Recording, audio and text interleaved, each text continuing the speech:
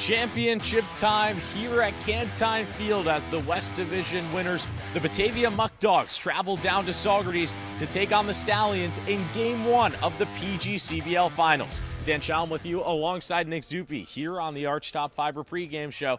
And Nick, these Stallions battled long and hard last night against the Mohawks to get themselves here to today. A game that lasted just about 3.5 hours long. We saw extra innings as well as a classic PGCBL rivalry matchup. Went into 11 innings for the first time this season, as in the regular season games must end by 10 or it's a tie for the Stallions. They were looking for just their second ever win in franchise history at Shuttleworth Park, and we're going to pick things up in the 9th inning. There was no scoring between either side to start this game through 8 innings. Dan Galliff and Zach Hernandez both throwing gems. Jamie Z gets it started for Saugerties in the top of the 9th with still no runs across for either side. And then a few batters later, runners at the corners for George Baker with one out. He had been on base 3 times previously. A long fly out into right center field, deep enough to score Jamie Z. Stallions take a 1-0 lead and just need 3 more outs to send themselves to the finals. But Brandon McCrane, the Auburn product, with a leadoff double in the bottom of the 9th, trying to keep his team's season alive. Couple of at-bats later, Mohawks have runners at the corners and are threatening, and this ball gets past Dylan Paso. McCrane comes in to score, and we're tied at 1 in the bottom of the 9th. Stallions still with danger to deal with, full count with runners at the corners. Murtaugh fields it cleanly, throws to Paso at first, and the Stallions stay alive. Top of the 10th, a prime opportunity to score, 2nd and 3rd with 2 outs, but Logan Sanchez pops up into foul territory, keeping things at 1. Top of the 11th, it once again starts with Jamie Z for the Stallions, a long leadoff single.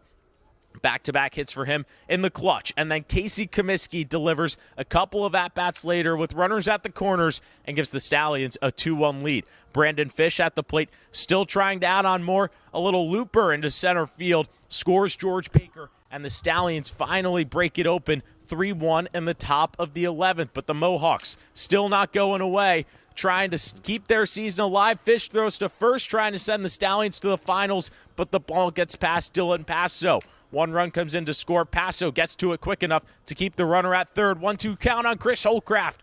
And guess who gets the save? It's the rising freshman Jake Martino for the Stallions, and they win and send themselves to the championship. 3-2 the final. Just a classic back-and-forth playoff matchup between the number 1 overall seed Amsterdam and the number 2 overall seed Saugerties Stallions. Dan, there was a runner on in every single half inning last night up at Shuttleworth. It was certainly a barn burner up there, and the Stallions were tested all night long if they could keep pace with the Mohawks, and they finally broke through, got the win, and are now in the finals to face the Batavia Muckdogs. Our catcher, George Baker, talked to us about what it meant to get the victory up at Shuttleworth last night. Man, last night it was a good feeling to not finally beat them, but, we've been going back and forth. They've got us quite a few times, so it was really good. The pitchers shoved for us, came up big for us, kept us in the game, and we got a few clutch hits, get them on, get them over, get them in, so, yeah. Nick, George Baker was a massive part of the Stallions getting the win last night, and expect him in the lineup here tonight. He was on base in 4 of 5 plate appearances. He had the go-ahead RBI in the 9th. The guy was a monster at the batter's box. Could certainly see him behind the dish tonight, and he'll be catching for a Stallion staff that just went absolutely crazy last night, giving up only 2 runs, only 1 earned across 11 innings of work against the Mohawks. And Dan, you got to start with the starter, Dan Galliff. 6 scoreless innings, and he found ways to work out of jams as well. In 3 of those innings, there was a runner on second and nobody out. And how about the confidence in head coach Colin Martin with Matt Murtaugh on the bump for Saugerties? He goes 4 innings, multiple instances where the game was on the line, but he somehow managed to squeeze out of the jam every time. And Murtaugh's been doing that all season long for the Stallions. Really, he's been one of the high-leverage guys that head coach Colin Martin turns to, and he proved him right last night. And then how about Jake Martino? Still has not played college ball at the NCAA level just yet, but comes in what is the biggest 3 outs of his life so far, baseball-wise, and closes the door. He only had 2 other appearances before last night's closing the door save against the Amsterdam Mohawks. This was a guy who's still really getting a feel for the college ball, and he's playing really well. And he had to battle through some adversity that was given to him from his defense as well. The Stallions had 2 errors in the bottom of the 11th, but still saw it out for the victory. But enough about Saugerties for now. We got to move to the West Division champions, the Batavia Muckdogs. We're going to jump into them after this break here on the Archtop Fiber pregame show.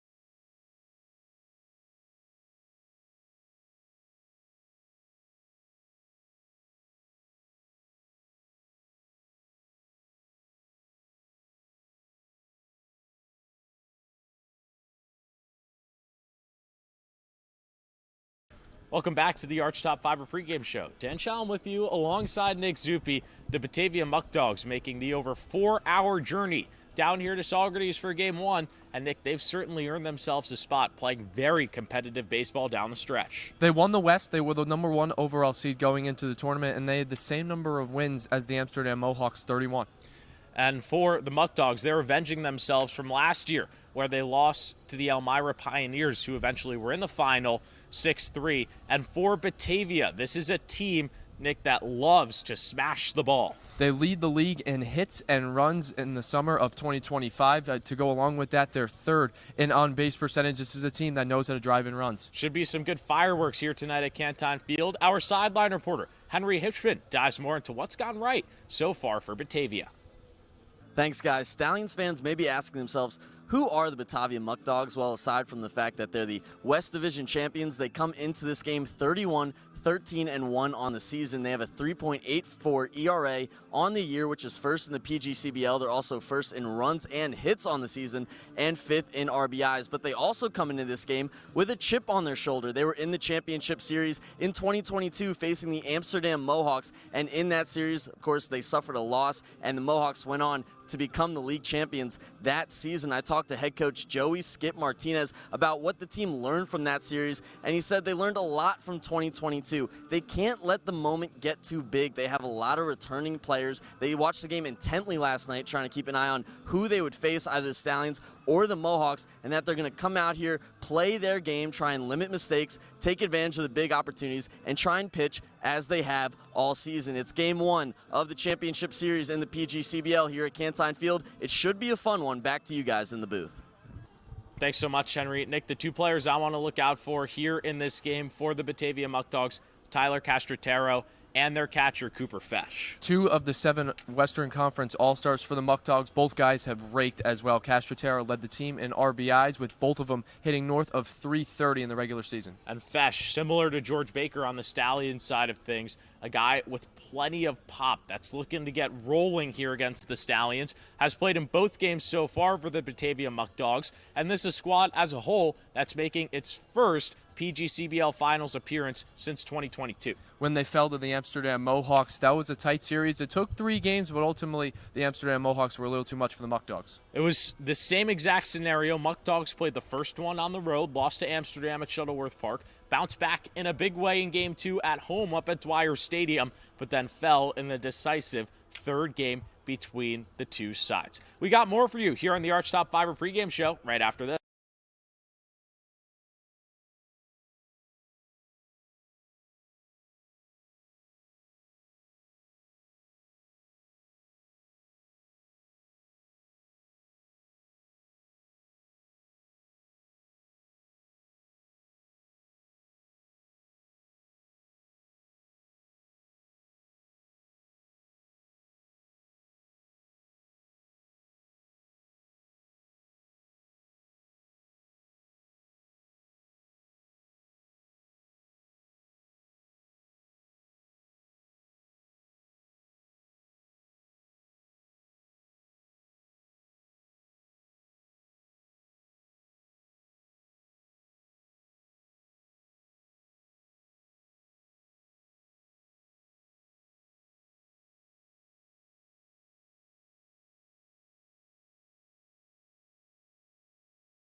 Rolling along here on the Arts Top 5 pregame show. Dan Challen with you alongside Nick Zuppi. Nick, these two teams are rolling heading into tonight's first game. For the Stallions, Dan, a 7-game winning streak, and it's been all offense. They're averaging north of 10.5 runs per game. But on the other side for the Muckdogs, winners of 6 straight, and it's been the pitching, a 2.8 ERA in their last 6 victories. And that was on full display yesterday for the Stallions. The bats came to play in a big way in the latter half of the game, and then on the other side for the Muckdogs 2 days ago against the Jamestown Tarp Skunks, they got it done holding Jamestown to just 2 runs, even though they had the bases loaded in the top half of the 9th. And Nick, for me, that's why Jamie Z and Dylan Paso have to step up against a skilled staff tonight for the Muckdogs. 2 guys going to Notre Dame next year as rising freshmen, but Z's been hitting in the postseason as opposed to Paso. Z's 3 for 8 with 2 RBIs, 2 runs scored. Paso 0 for 7 with a couple of walks, but look for Paso to break out in a big way tonight. He was 0 for 5 last night against the Amsterdam Mohawks.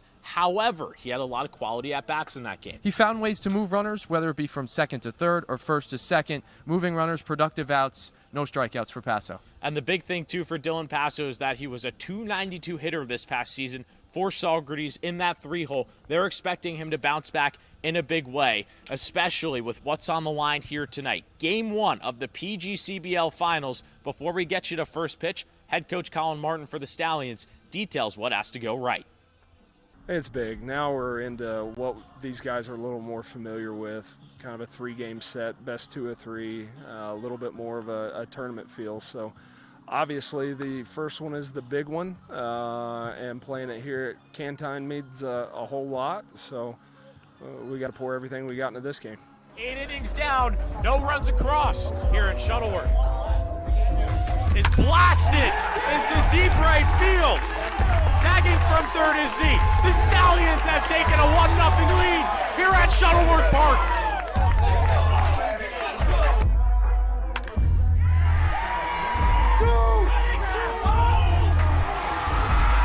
The tying run is in to score. It's 1-1.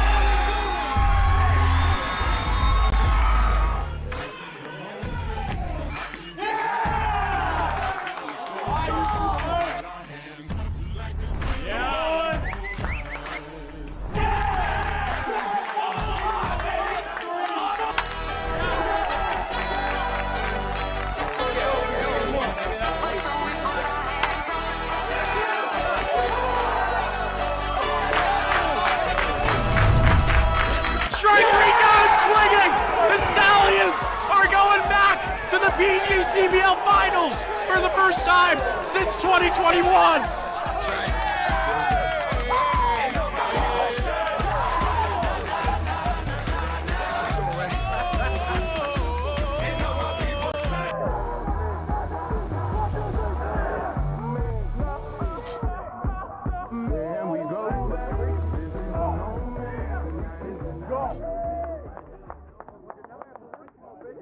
Congrats, brother. Thank you. Good for you.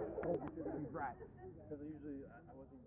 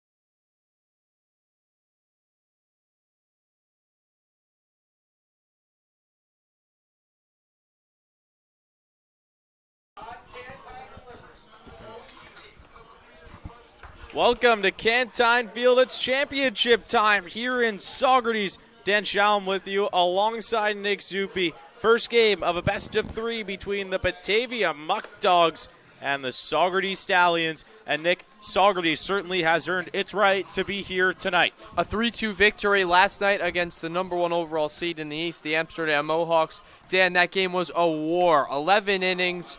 Each half inning there was a runner on base. Stallions ultimately came away with the victory and survived in advanced style. Let's look at the Muckdogs lineup here tonight. The first time that a West Division team is playing an East Division team this season. It's going to be Braden Horton and then Tyler Castrotero.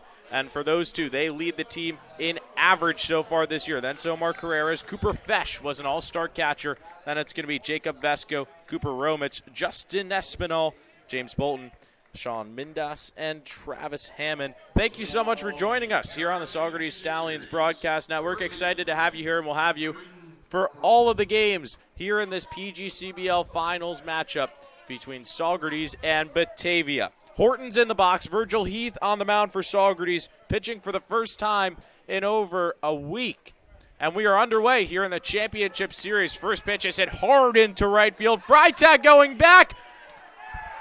First pitch, leadoff, home run, Braden Horton. Talk about a way to start hot. The Muckdogs are up 1-0. The Muckdogs only had 2 home runs in the regular season, Dan. Horton had one of them, and this one is really not the start that anybody was expecting here in the PGCBL Finals after just a pitcher's duel between Saugerties and Amsterdam last night. Muckdogs making an impact early. And that ball was crushed into right field. Virgil Heath will try to settle in here against Tyler Castrotero. And, Nick, that just is a tone setter, especially here with the Muckdogs playing the first game on the road, the next 2 at home. If they can win here tonight, certainly sets themselves up to take this championship series. And Heath still has not located a strike here in this outing. The Muckdogs were in this scenario back in 2022. They will lose the first game on the road, win the first game at home, game 2, but then split the doubleheader, losing to Amsterdam overall.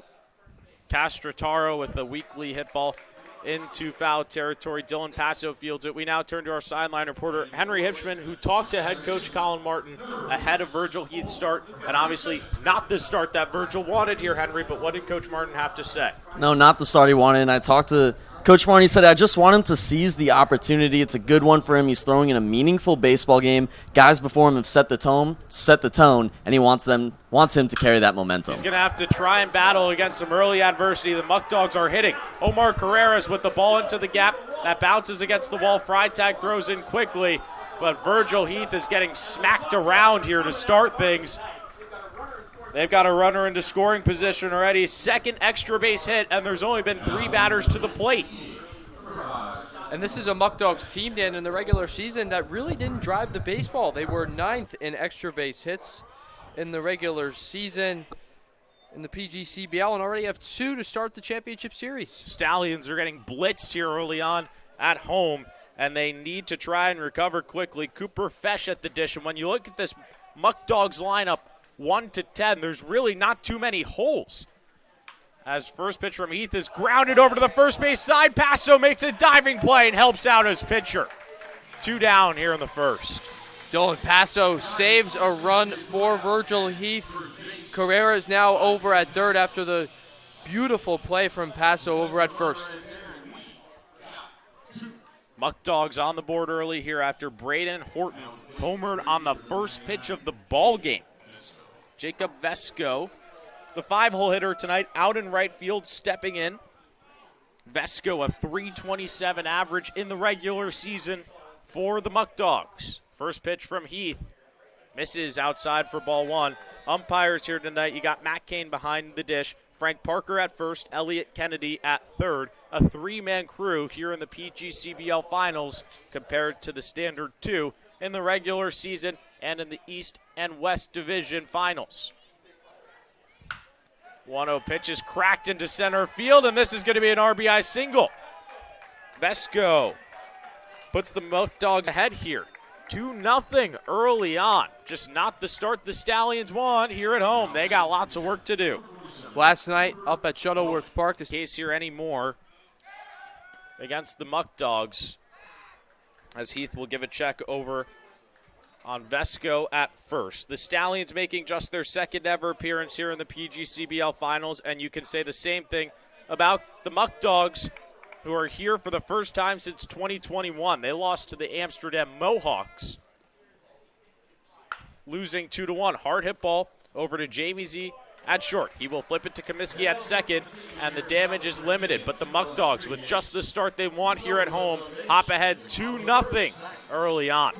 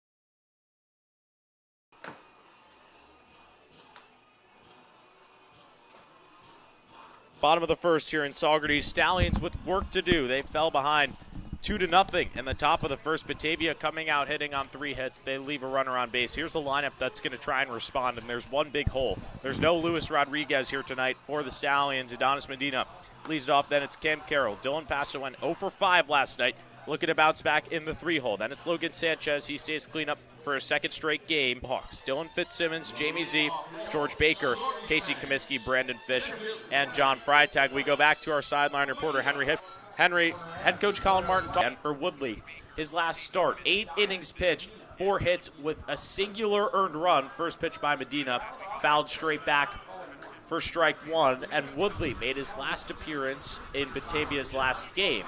That was a 4-2 win over the Jamestown Tarp Skunks in order to get here tonight, and he closed that one out with 2 innings of just 3 hit ball and got credited with the save. 1 ball, 1 strike here to Medina. As a whole in the season, Dan, Woodley has been really good. 14 appearances, 4 starts in the regular season, nearly 36 innings pitched, good for an ERA of 3.2. 1-1. Medina with a weak fly ball into shallow center field. Hammond moving in. Carreras makes the play. 1 down here in the first inning. The Stallions have had plenty of comebacks in them, especially here at home this season, and they're going to need some more of that magic. And you just go back to last night's game against the Amsterdam Mohawks to knock out a team that has just dogged the Stallions.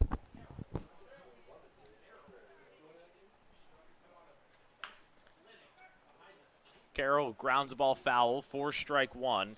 Cam Carroll last night against the Amsterdam Mohawks, 1 for 3, a pair of walks.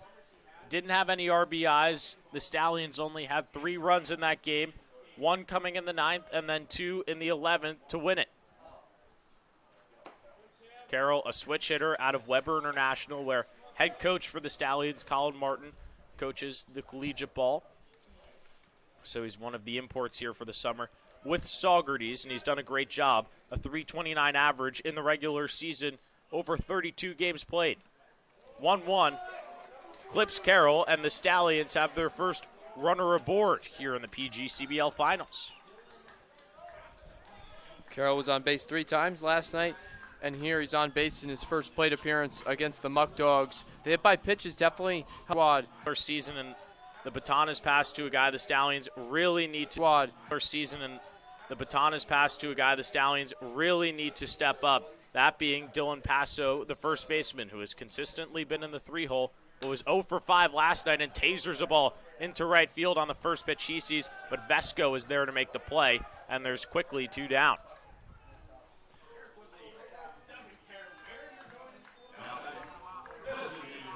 Logan Sanchez coming to the plate for Woodley. Went to SUNY Niagara this past season where he had an ERA just above 1 over 50 innings pitched.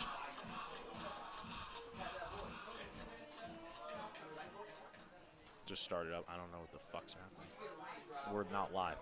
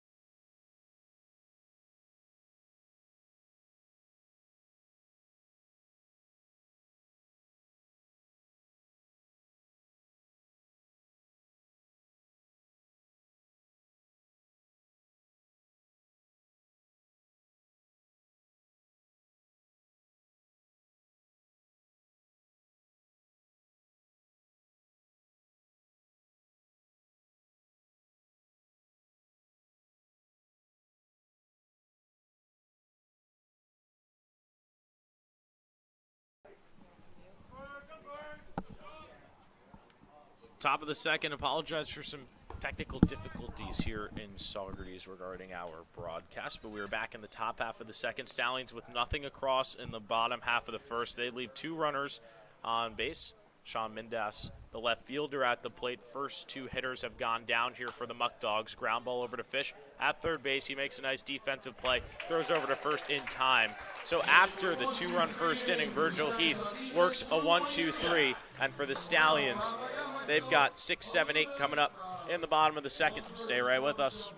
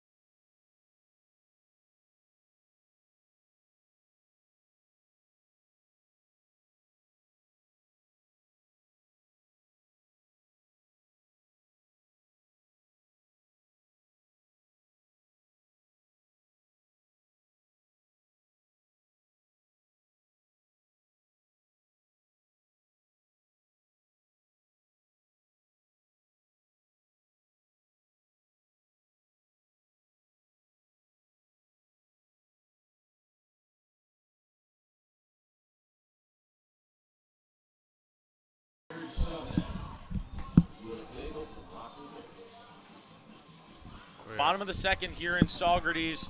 I think it's go time here for the Stallions. They trail 2-0. Virgil Heath is starting to settle into the game. They get a big out from him in the top of the second. Finally get a 1-2-3. Bring some calm to the game after the Muckdogs came out firing. Last night against the Amsterdam Mohawks, Jamie Z led things off in the 9th and the 11th. Stallions would score him in the inning as well. Perfect opportunity to replicate that with Z leading off here in the second. Z scored 2 runs last night as well off those 2 singles. So the Stallions need him to step up here for them. First pitch misses at the top of the zone. 4-1. And a late strike call. That got changed at the very last second. Not sure what happened there with Matt Kane. That was a solid 5 to 10 seconds after the pitch where he didn't make a signal and then changed it. There was the appeal down to first base at Frank Parker, who said that Jamie Z went around. That pitch in the same spot. Z does not swing. 1 ball and 1 strike. The Stallions only have 1 hit here tonight. That came from the cleanup man, Logan Sanchez. But a lot of time left to go here in Saugerties, and it's only a 2-0 lead. Another thing that comes along with playing the Muckdogs is the Stallions have not seen a West Division team the entire season. No idea what the Muckdogs' tendencies are, how they play baseball. the strategies that are involved with them. It's a brand new season against the Muckdogs. Z stays alive at 1-2. And that was something that really helped them last night up at Shuttleworth Park. The Stallions had played 5 games there before last night. They know Amsterdam. They knew their pitchers. Zach Hernandez started, and that was the 3rd time they faced him. Z putting together a nice little fight here. Zach Hernandez did a great job for Amsterdam last night. Completely shut down the Stallions, 5 1/3 of 4-hit ball. But on the other side, Dan Galliff for Saugerties did the same. 6 innings with just 5 hits. Woodley fires. Z grounds the ball over to the left side, and it gets through. 3 straight at-bats with a single for Jamie Z, and the Stallions have the leadoff runner aboard. Z has great speed over there at first as well. I would expect for him to be on the move in the first couple pitches here in the at-bat with Baker.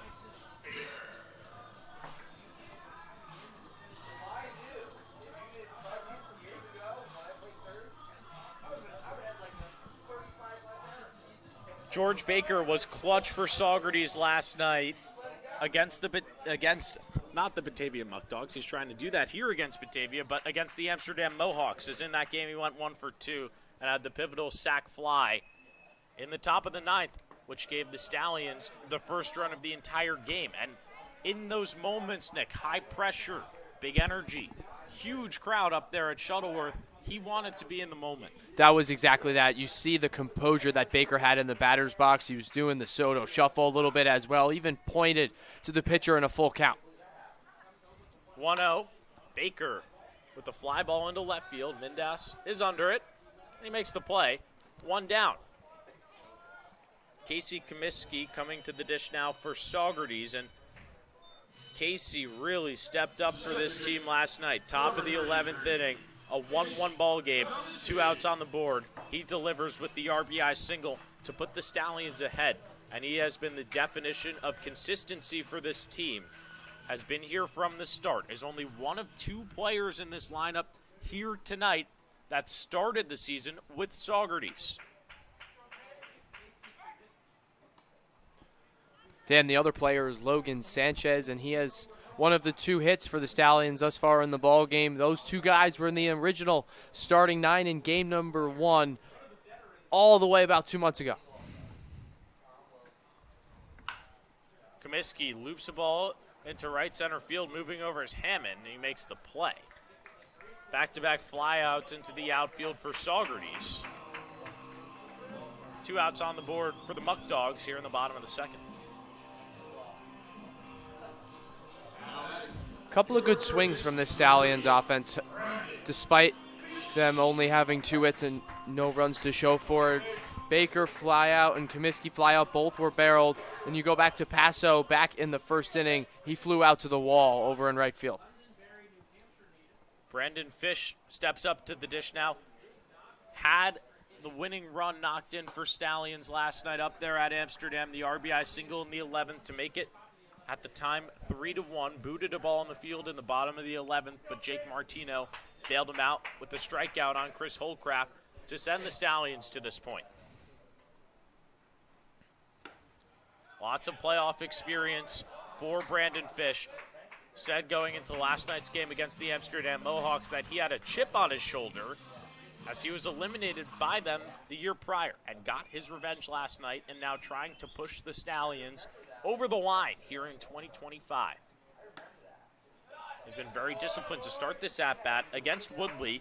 3 balls, no strikes. And head coach Colin Martin is trusting Brandon Fish to do his job. He's had postseason success. Last year was 2 for 6 in the 2 games. This year, 3 for 9 thus far to start the postseason. Woodley paints the outside corner for strike 1.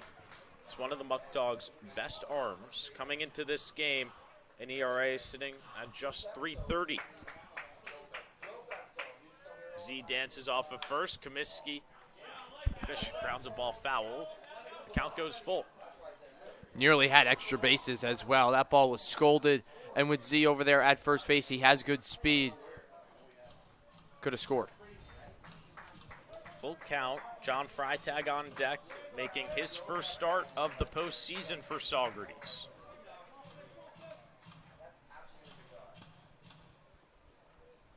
Woodley fires. Z goes over. And Fish fouls it straight back to the screen. We'll do it again at 3-2. This is what Fish does. He works the count, stays in these at-bats, really forces the pitchers to make pitchers' pitches and not hitters' pitches. Stallions knocking off Utica in the first round. A big win over Amsterdam last night to get to this point. Z going over to second once again. Fish works the walk. And for back-to-back innings to start this game, the Stallions have runners at first and second. And that's been the thing that's haunted them all season. Runners left on base. Had 15 last night in Amsterdam. But on the other side of things, Dan, the pitching staff also had to navigate out of a lot of traffic against the Amsterdam Mohawks. That's an offense that left 15 on base as well. John Frytag making his first start in the postseason. His last game coming against the Glens Falls Dragons on July 28th. Runners at first and second. And the Villanova product takes a fastball at the top of the zone for strike one. Frytag, a 194 batting average, but he provides a lot of pop for the Stallions from the left side. Part of the reason why he gets the nod here tonight. He shoots one foul down the third base line, 0-2. Him and Fish at the bottom of the order, 9 and 10, are two lefties against the starting pitcher, Woodley, who are going to really work the count. They're comfortable with hitting in 2 strikes. They're going to battle their butts off in the batter's box. And Woodley last pitched on Wednesday. He's on short rest coming into this game. 2 innings with the save. Shakes off the sign. Now he gets what he likes with runners at first and second. The pitch. High and away for ball one. This is the final game of the season here at Cantine Field for the Stallions, regardless of what happens in this best-of-3 set, as they will play Game 2 tomorrow in Batavia at 4 p.m. Game 3, if necessary, will follow it half an hour after.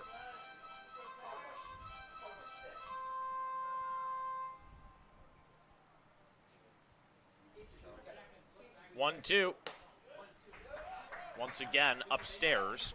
2 balls and 2 strikes to John Frytag.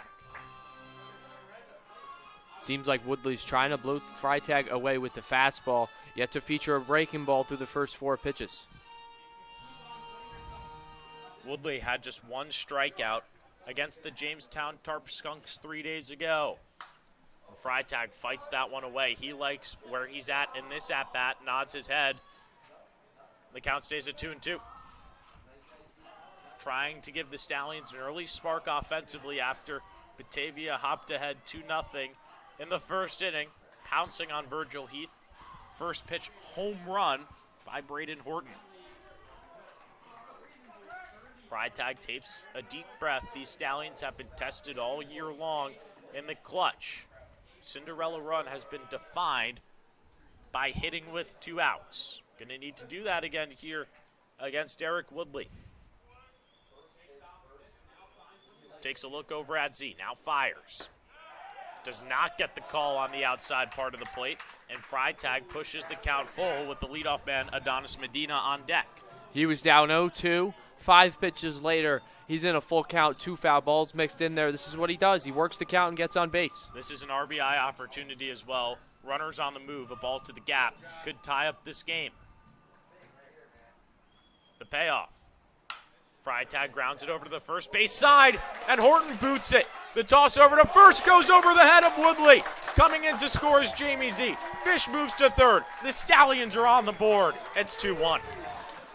It starts and ends with Jamie Z in the inning as well. Leads things off with a single. He comes around to score here in the second inning. Now 3 straight innings for Z where he singled and scored.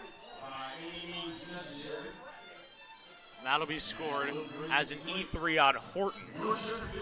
So that run goes down as unearned. But, Nick, the Stallions just need to see one bounce their way to really kickstart the offense. They really took the first punch from the Batavia Muckdogs in the first. Gave up 2 runs on 3 hits. But this is the Stallions offense throwing that counter punch, and it landed. Stallions score.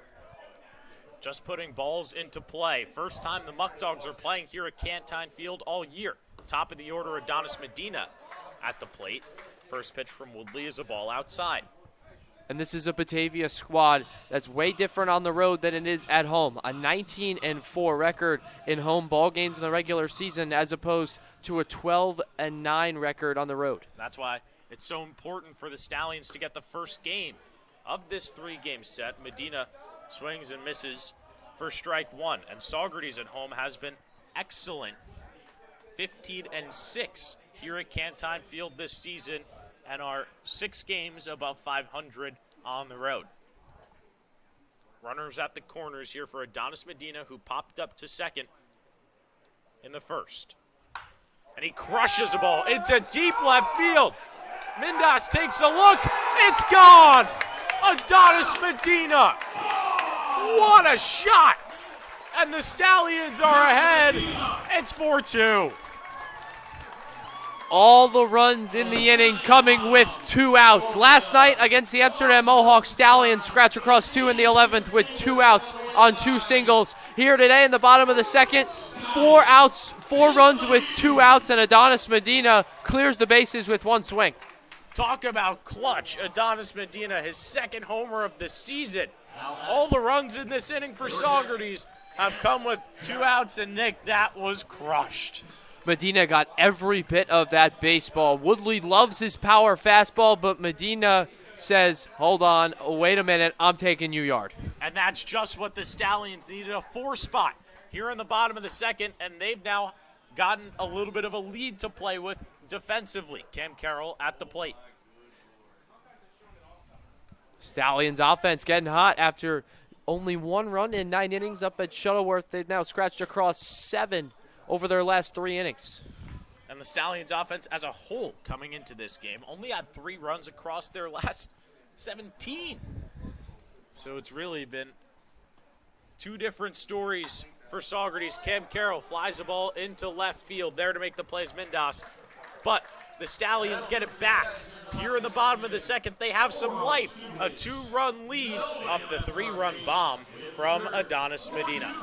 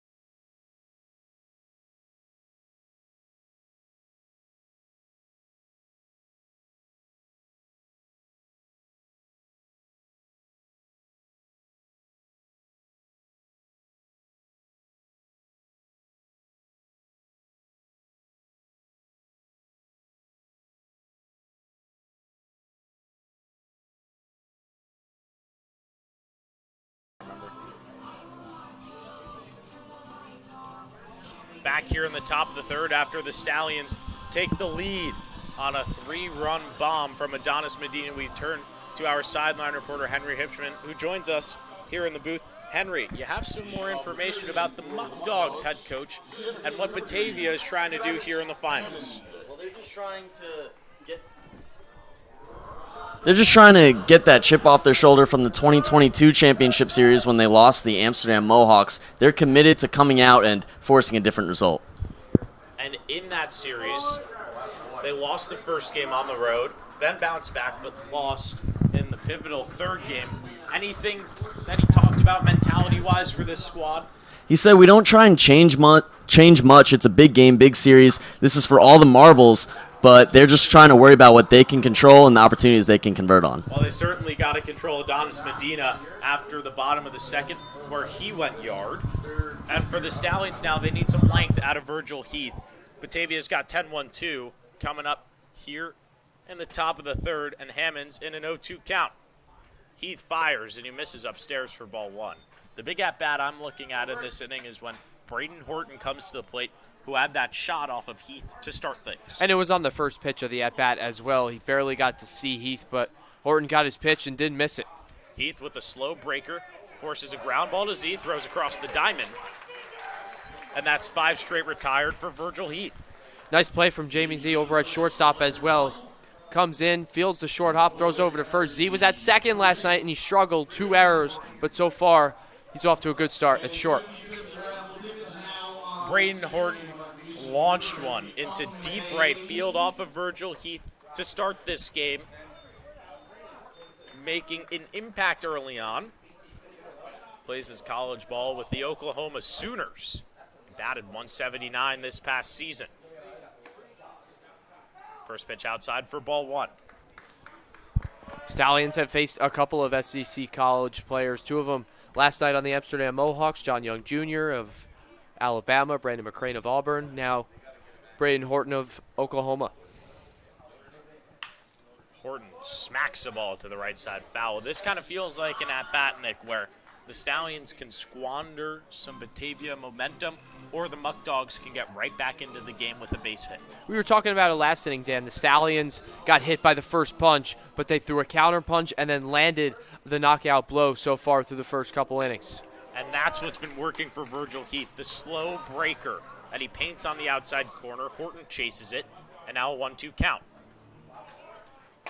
Heath loves his fastball as well, and it's clear Batavia has been hitting it already thus far in the ball game. Maybe switching up to the changeup is a good play out of Virgil. Here's the pitch. Tried to get Horton to chase away again. He does not. 2 balls and 2 strikes, a good-sized crowd here at Cantine Field tonight for this first game of the PGCBL Finals, and most of the fans here at Cantine Field line down the third base side. 2-2. Heath was looking for the call from Matt Kane. He does not get it. The count goes full. That's not a pitch. Virgil Heath is going to be called the ball all game long. This is a guy who lives on the corners. Heath fires. Weak pop-up on the infield. Fish moving over to try and make the play, and he's got it! Fish with the magical play just to the left side of the bag, and there's 2 down. We talked about it last night up at Shuttleworth Park. Brandon Fish defensively, outside of the late blunder in the bottom of the 11th, has been spectacular, and that play you might see on SportsCenter. And that, Nick, is the type of plays we talk about that can swing momentum. Stallions just threw up some runs, hoping to put up a 0. And that play can really be something you point to regardless of the outcome here tonight. Especially since, Dan, it was a foul ball. If that ball lands foul, Horton's still in there, and he's their best hitter for the Batavia Muckdogs. He had a home run his last at-bat and a .342 batting average over the regular season. Castrotero at the plate now for Batavia. Moves out of the way of Heath's fastball. This a Batavia squad that won 31 games in the regular season to make it to this point. Clinched the #1 overall seed in the West Division. And like the Stallions, are perfect in the postseason. Had to be perfect to get to this point. Heath goes to the off speed and locates it on the outside part, 2-1.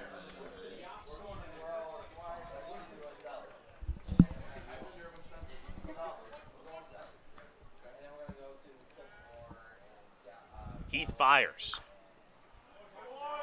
Put the breaker ahead of Castrotero, and now it's a 2-ball, 2-strike count, and this would be big for Virgil Heath as he's retired 6 batters in a row.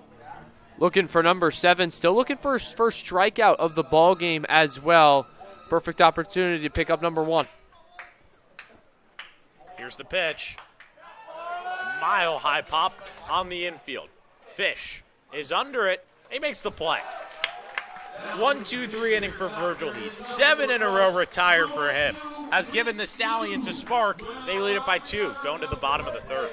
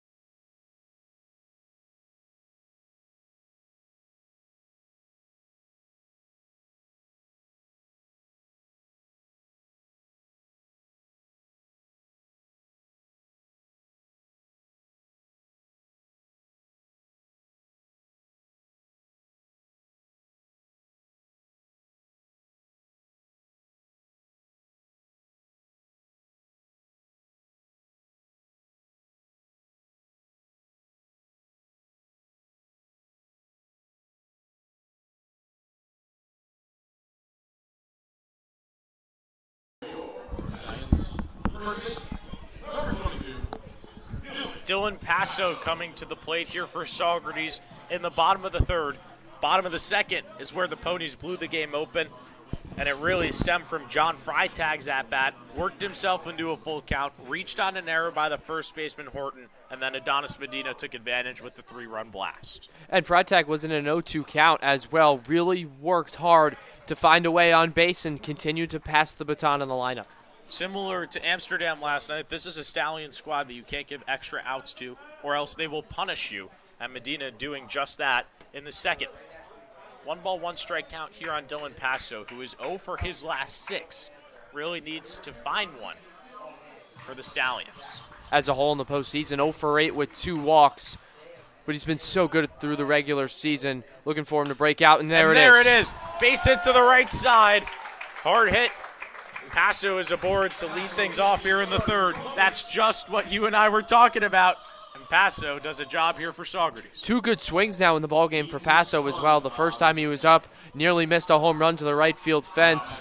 Vesco made the nice play, but now you're happy to see that Paso gets rewarded with a good swing. And Paso's a guy that loves to get streaky, so for him to be off the 0 for 6 and now be 1 for 2 in this game is big. Logan Sanchez at the plate had the first hit of the game for the Stallions all the way back in the first. First pitch is in there for strike 1. Sanchez has a hit in every postseason game so far. He has been consistent for the Stallions. An extra base hit as well, a home run in Game 1 against the Blue Sox, and yesterday he doubled against the Mohawks. Takes at the knees for strike 2. And Sanchez had a home run against Utica similar to that of Medina's around the same spot that really jump-started the Stallions and got them over the line. Woodley fires. Tried to make Sanchez dig down low. He does not. 1-2. Still no arm warming in the bullpen for Batavia as well. Woodley's on short rest. He closed out the ball game a couple days ago in the West Final against the Jamestown Tarp Skunks. Got the final 6 outs. Sanchez with a big chase for strike 3. Second K of the evening for Woodley, and there's 1 down. And that's the interesting thing that comes with this 3-game set in just 2 days is that once you use a guy, you're probably not going to see him again for the rest of the series. Woodley, you might see him later. This is a guy who's made a couple starts, a couple relief appearances. Head coach for Batavia, Joey Skip Martinez, really loves utilizing him in a variety of different ways. And Batavia has done that a few times in the latter half of this season where they'll have a guy like Woodley start against Jamestown, and then they'll have him come in relief. They like to flip-flop the starts against the relief appearances. Dylan Fitzsimmons in the box for Saugerties in a 1-0 count. Big cutting to miss, and he's another guy similar to that of Paso, who needs to start to find it for the Stallions. He's now 0 for 6 over his last couple of games in the postseason coming into this at-bat. But this was a guy red hot coming into the postseason, 9 for 21 in his final 6 games of the regular season. There's a reason why he's still in the lineup for Saugerties. Woodley's been trying to get the outside part of the plate all evening, but it has not been called by Matt Kane. Consistent zone from Matt Kane behind the plate, and that's what both teams can hope for. Consistent zone. What's a strike is a strike. What's a ball is a ball. 3-man crew here in Saugerties tonight. Different to the standard 2 at the PGCBL, wanting to make sure everything's right here in the finals, these being the most important games of the season. 2-ball, 2-strike count with 1 out on Fitzsimmons. Paso at first. Woodley fires. Paso stays alive. Fouls it back to the screen, and he actually knocks out an extra baseball that was lodged up there. 2 for the price of 1 here at Cantine. Foul one off, you get 2. Jamie Z waiting on deck had a single for the Stallions. In the second, Saugerties as a whole already with 4 hits here tonight. Woodley steps off. in his last start. Just let up 4 hits to the Jamestown Tarp Skunks in what was an immaculate performance. 8 innings of 1-run ball, and had 3 last time against Jamestown in the West Division Final as well. What these Stallions have done once again here tonight, Nick, is not every at-bat's been a hit, but they have been quality at-bats. They make the pitchers work. Even Hernandez last night for Amsterdam through 5 1/3 innings had to face numerous Stallion hitters in either 3-ball or 2-ball counts. Fitzsimmons stays alive. 296 hitter for the Stallions. In 18 games this past season, rising freshman to St. John's next season. Trying to come up big for his squad here. Paso inches off of first. The 3-2, Paso going. Fitzsimmons fouls it straight back to the screen again. He is on it, but just missing it by the smallest margin. And he's making Woodley work in the process as well.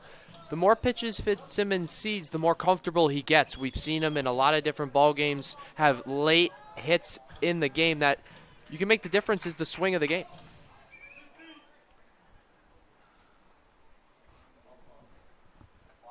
Paso does not go. The payoff is a high fly ball into left field.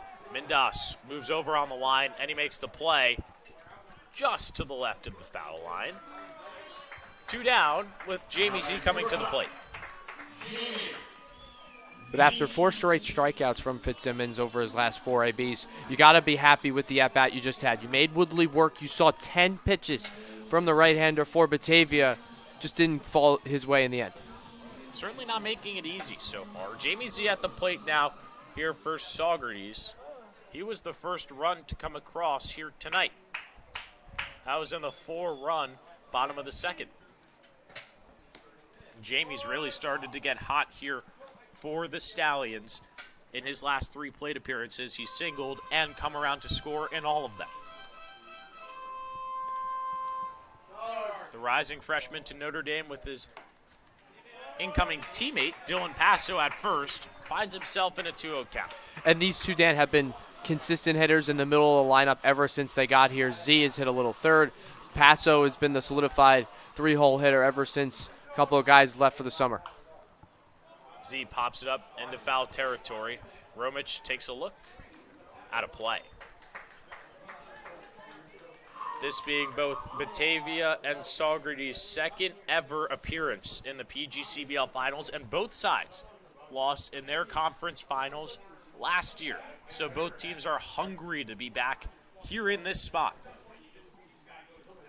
Stallions finally got revenge on the Mohawks. First time in the last 4 years where they beat Amsterdam in the East Final. Z with another hard hit ball out of play, yelling at himself after that pitch. He wanted that one. Count goes to 2-2. Even Logan Sanchez's strikeout in this inning was competitive. The Stallions hitters are really showing good discipline here against Eric Woodley.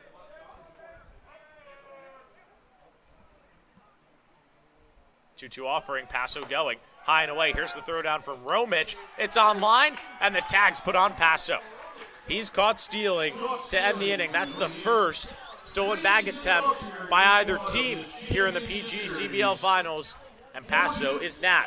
Stallions still lead it 4-2 going to the 4th.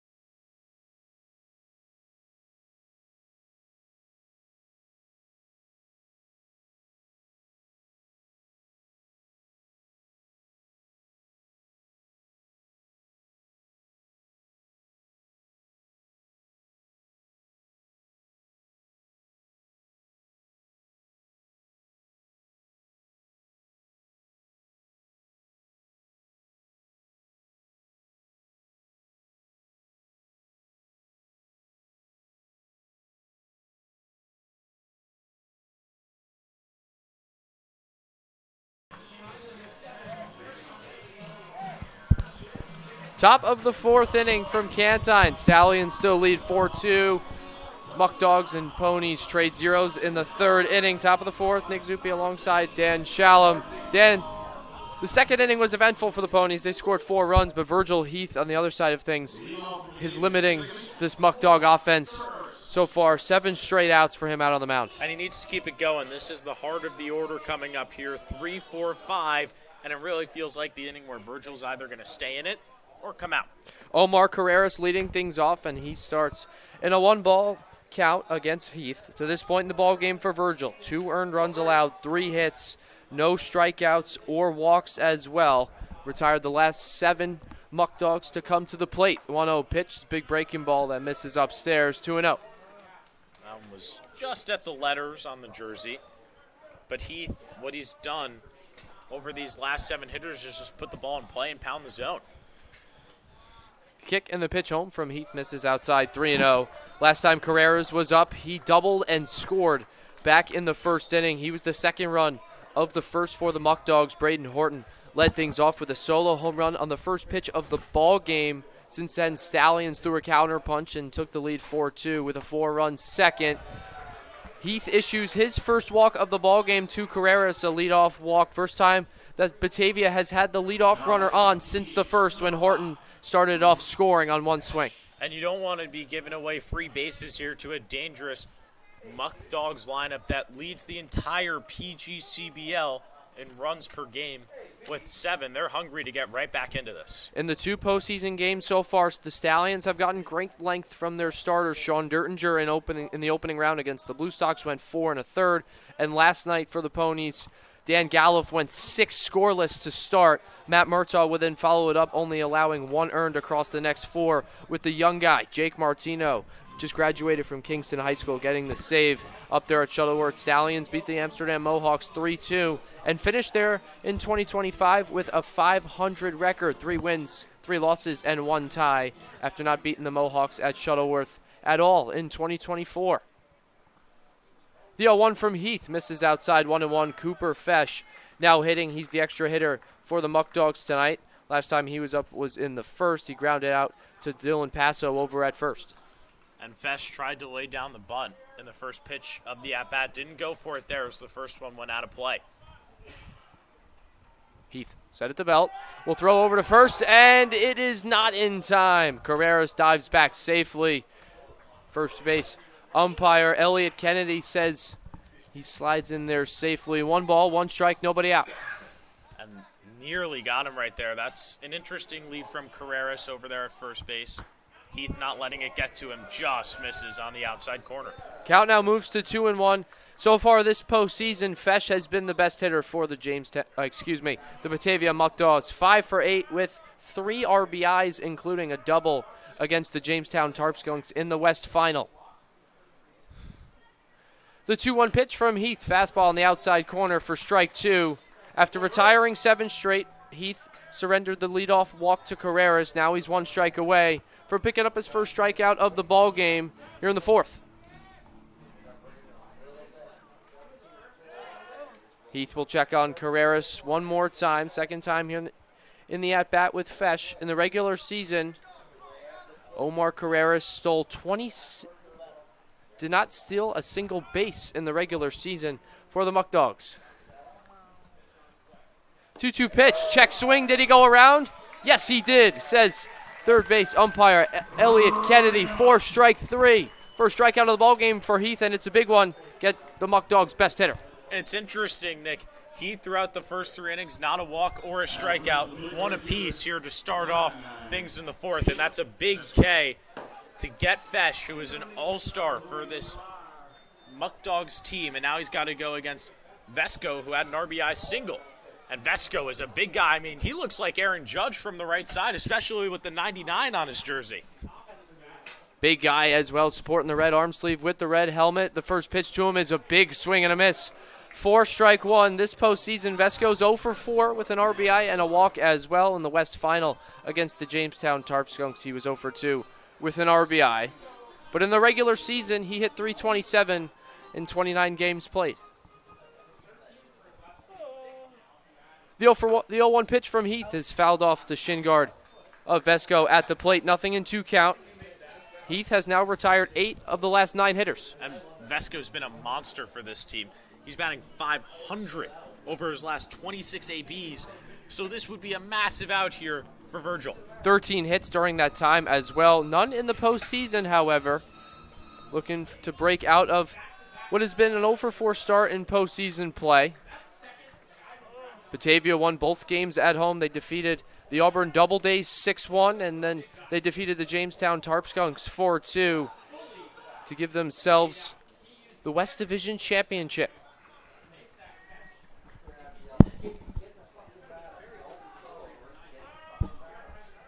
Heath set at the belt. The pitch home, fouled out of play from Vesco. We'll do it again at no balls and 2 strikes with Owen Carreras over at first. He walked to start off the inning. Then Heath struck out. Cooper Fesh swinging, bringing up Vesco in a 0-2 count.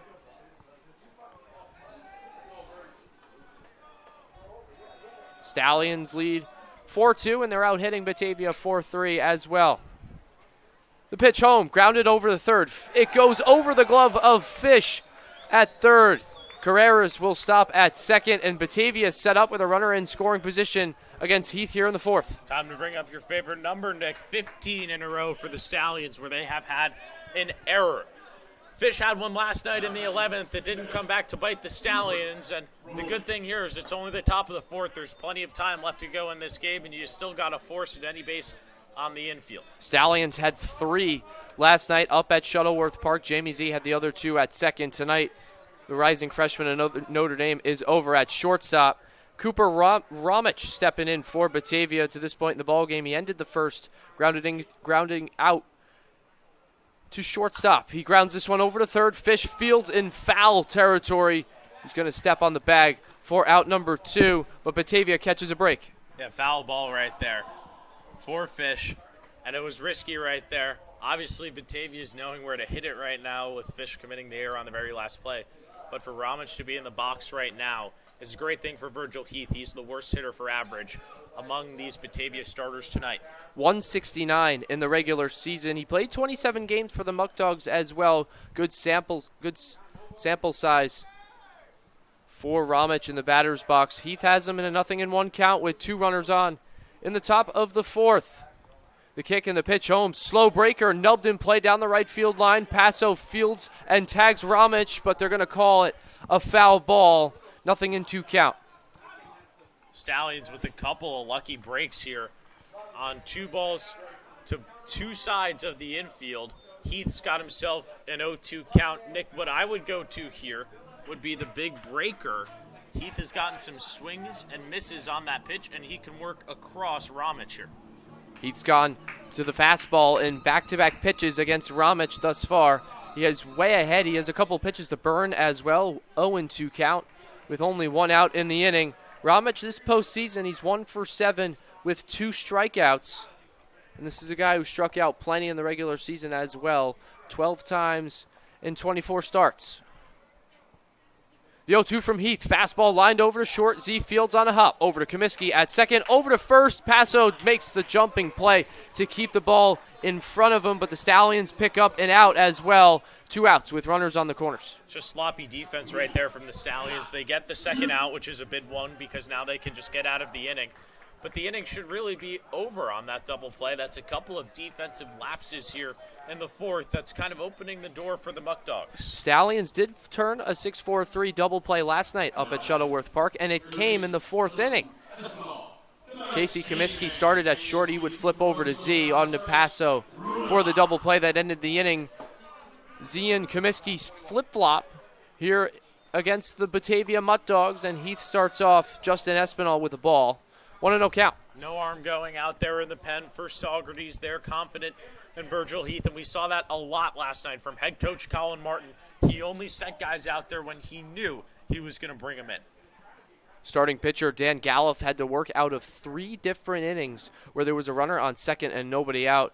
Coach Martin showing great trust, and Paso makes the sliding stop at first. He's going to step on the bag for out number 3. Couple of nice plays from Paso here early on in the ballgame through the first 4. This one keeps Batavia off the board in the 4th. Going to the bottom half, Stallions coming back.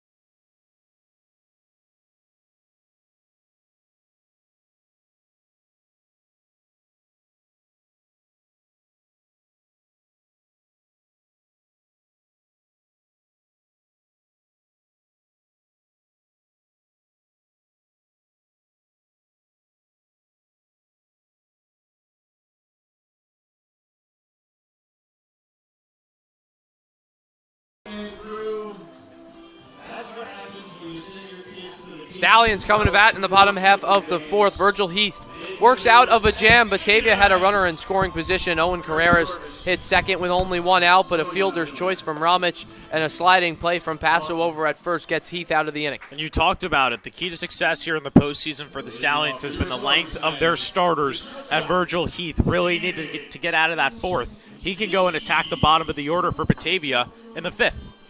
8, 9, 10 due up in the top half of the fifth, but for the Stallions, it's 6, 7, 8. Jamie Z leads things off. Last inning in the third, Dylan Paso was caught stealing in a 2-2 count for Z. He leads things off, and he's starting in a 1-0 count against starting pitcher Eric Woodley. To this point in the ball game, the right-hander for Batavia has allowed 4 runs. Only 2 of those were earned on 4 hits. One of them was a 3-run homer from leadoff man Adonis Medina, and Z's now in a 2-0 count. Seems a little bit out of control here to start things in the fourth, and that's causing some movement out there in the Batavia bullpen. They've got a plethora of guys out there ready to go. 3-0 count on Z. We saw in the top half of the fourth, Virgil Heath started Owen Carreras with a walk on 4 pitches. He's now ahead 3-0.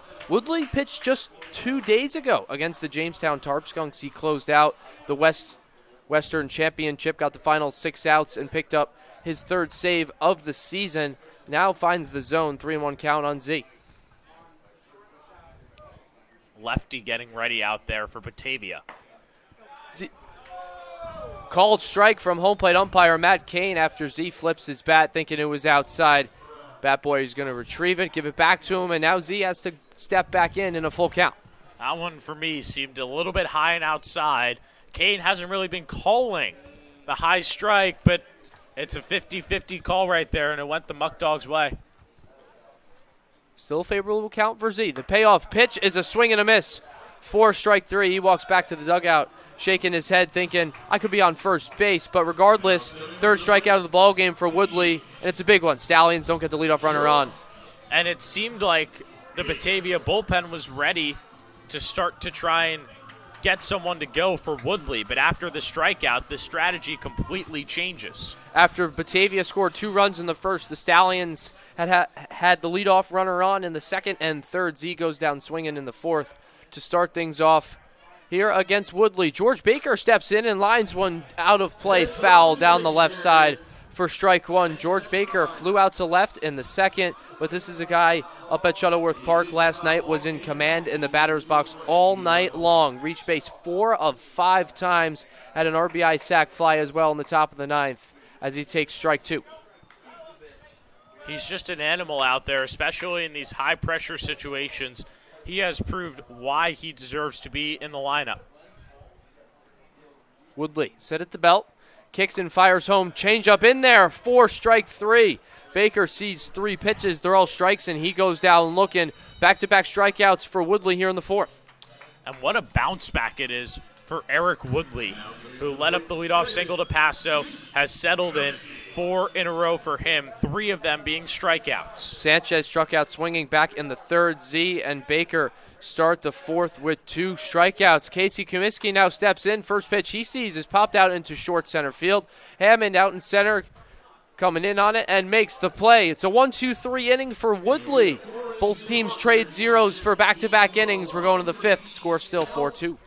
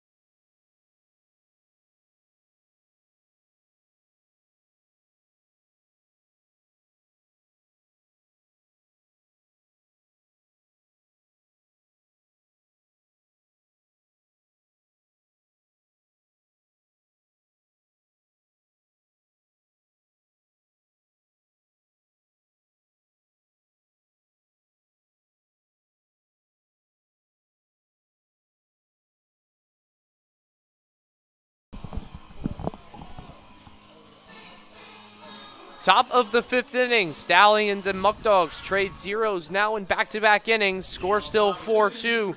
And Virgil Heath is still toeing the slab for the Stallions as well through the first 4 innings. Giving up 3 hits, 2 earned runs as well. He gave up a solo shot on the first pitch of the ball game to Braden Horton, but he's not going to hit here in the inning. 8, 9, 10 scheduled to hit for Batavia. James Bolton, the designated hitter, leading things off against Heath.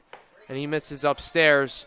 1 ball and no strikes to this point in the ball game. Bolton flew out to the pitcher, Virgil Heath, back in the 2nd inning, but came into today in the postseason 3 for his first 5 here in 2025. The 1-0 pitch, slow breaking ball in the outside corner for strike 1. This is a big inning for Virgil Heath. This is going to decide whether he can get through 5. He's teed up and has a lane to do it here against 8, 9, 10. Still no arm warming in the Stallions bullpen either. Head coach Colin Martin going to let Heath go as Bolton flies this one out into short right field. Frytag comes in on it and makes the play for the first out of the inning. Big first out for Virgil Heath. He can work very efficiently against Mindas and Hammond now at the bottom of the order.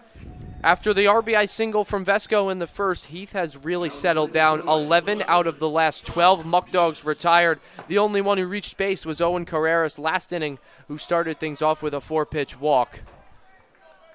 Sean Mendes stepping in now, the left fielder for Batavia, hitting for the 2nd time, and he's going to start 0-1 count. If Carroll can't make this play, it's going to land out of play for strike 1.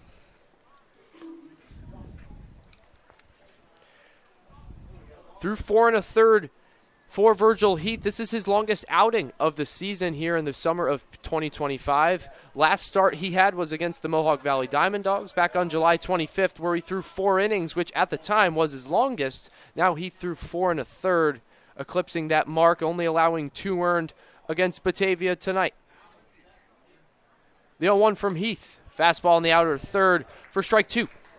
And Nick, ever since the first inning, he's settled in. So nice. Braden Horton had the leadoff homer, but he's really limited damage and just gone back to his brand of pitching. That's the power fastball tunneled off the big breaking ball, and there is the breaking ball in the dirt. Not a bad waste pitch from Heath. Still way ahead in the count. 1 ball and 2 strikes. That was good pitch sequencing right there. Went fastball, then tried to get the off speed to break at the same spot. 1 ball, 2 strikes, 1 out in the inning. Stallions lead 4-2. The wind, the kick, the pitch from Heath. Slow breaking ball in the dirt once more. Now Heath has got to try and throw a strike. 2 balls and 2 strikes. And I bet you now he goes back to the fastball after going with 2 straight curveballs.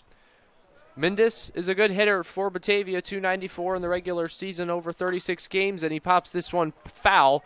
Carroll behind the dish making a run for it, and it's going to land out of play for strike 2. Or for the count to remain at 2-2. Really would like to get this out here if you are Virgil Heath. And once again, like we said, Nick, nobody up in the Stallions bullpen. They want Heath to ride it out. We said it a little bit earlier. Dan Galliff started things for the Ponies yesterday up at Shuttleworth Park. He went the first 6 innings scoreless and worked out of 3 different jams where there was a runner on second and nobody out. The 2-2 pitch from Heath, fastball grounded up the middle. Z over at short. Fields fires over to first in time for out number 2. Makes perfect sense why Mindas was trying to hit it there. There was a massive gap between Jamie Z and Casey Kamiski up the middle. Z was shaded more towards Brandon Fish over at third base, and he does a nice job moving over. If you look at the defense for the Stallions, Z was at second base the last 2 games here in the postseason. He gets shifted over to short tonight and has been perfect there.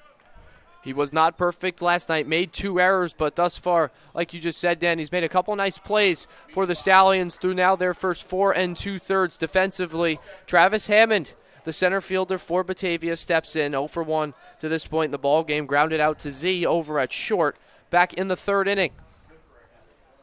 The 1-0 from Virgil. Big breaking ball in there for strike 1. Dan, we were talking about a little bit earlier in the inning. Heath loves to go to that breaking ball to get back in counts. Certainly does, and it's been what's working for him, Nick. He's worked so efficiently once again here in the 5th.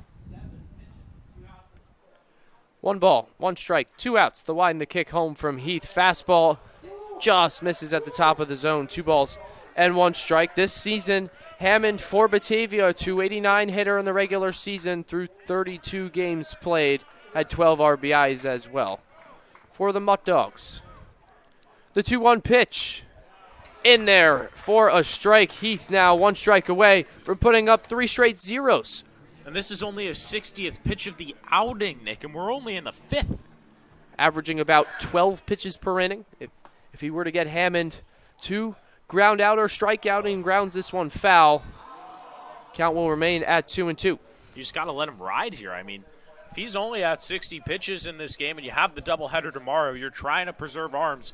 And it's not like that this is a blowout of a game. It's a tight one, but Virgil Heath has been so good, he deserves more time in the game. He's retired 12 of the last 13 Muckdogs to come to the plate. Owen Carreras was the only one that reached back in the 4th, and Hammond grounds this one over to third. Fish fields and throws across the diamond in time for out number 3. Virgil Heath is rolling at Cantine. The Ponies lead 4-2. Heath gets through the first 5. Stallions coming to bat in the bottom half.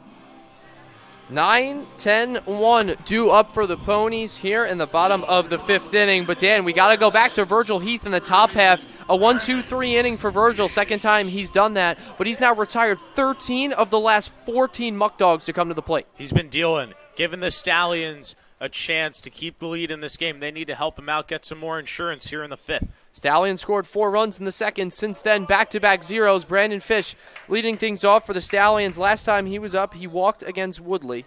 That was back in the 4-run 2nd inning. Fish has been a spark for the Stallions at the bottom of the order thus far in the postseason. 3 for his first 9, and is now in a 2-0 count. And you got to expect here that Woodley's going to have a short leash on him, especially since he's already given up 4 runs, and it's the 5th.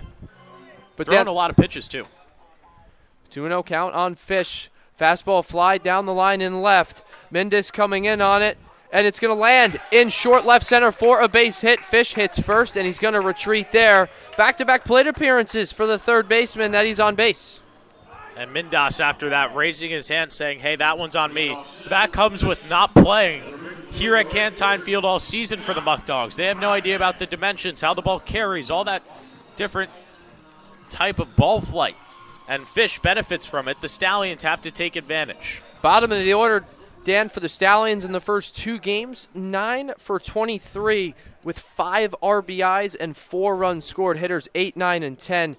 That is thus far for the Stallions. Doing the job in the postseason. Fish continues that trend. A walk and a hit for the UMass Lowell product. Brings up John Frytag, and a big swing and a miss from the Villanova product for strike 1.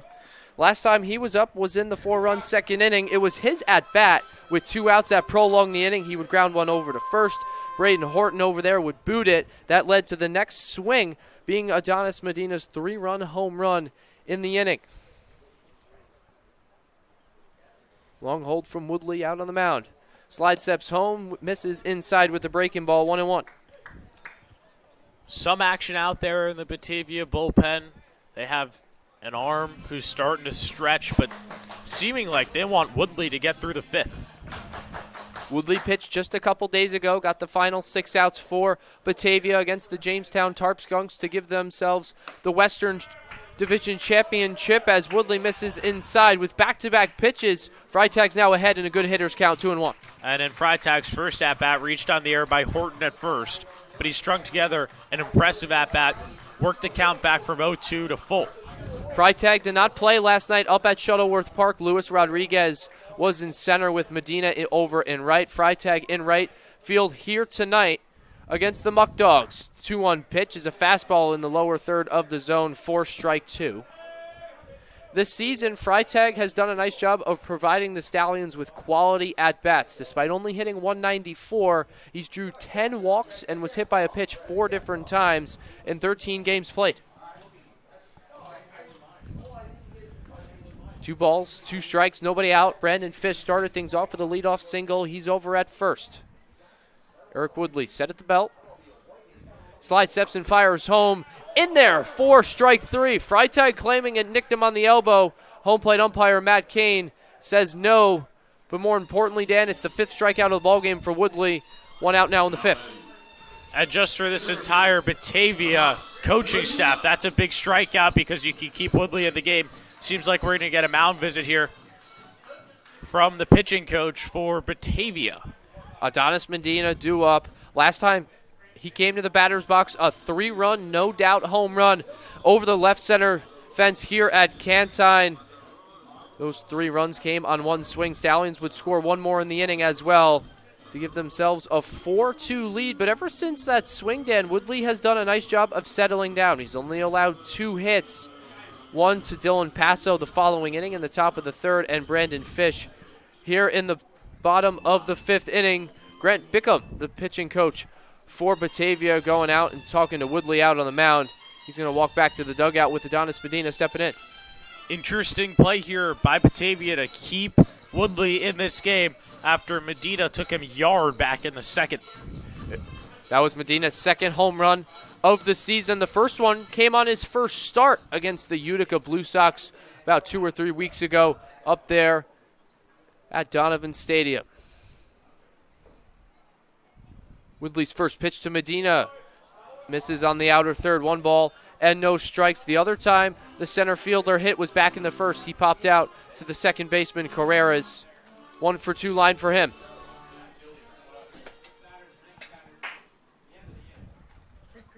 The 1-0 from Woodley, lined out into left center field. It's going to get down 4 extra bases. Fish hits second, going for 3rd. Medina goes for 2nd, and Fish gets the windmill from Ron Kelder. Castrotero's throw to the plate is a good one. It's on time, and Fish is out at the plate. Brandon Fish tries to score from first on the extra base hit from Medina, and he's nabbed. What a beautiful throw from Castrotero to nab him at the plate.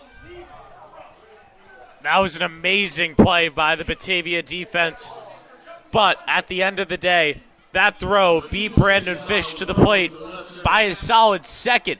Interesting send there by Ron Kelder. And with Batavia dodging that bullet and 2 outs in the inning, they're going to pull Woodley out of this game. But Nick, just back to that play.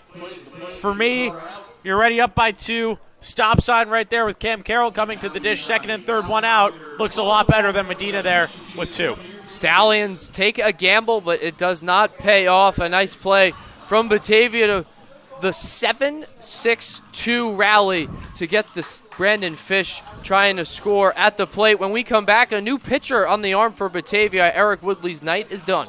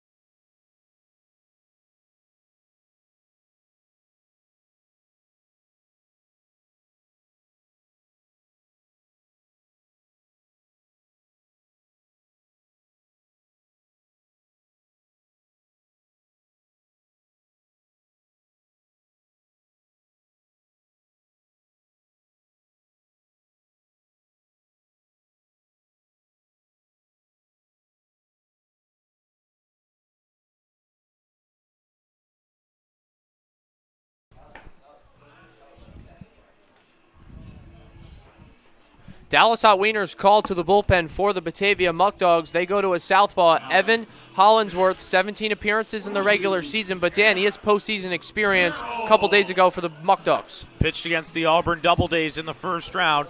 2 innings with just 1 hit and 1 K. This is a high-leverage guy here early on for Batavia. Starting pitcher Eric Woodley got the first 4 2/3 innings for the Muckdogs, gave up 6 hits, and to this point in the ballgame, 4 runs. Only 2 of those were earned.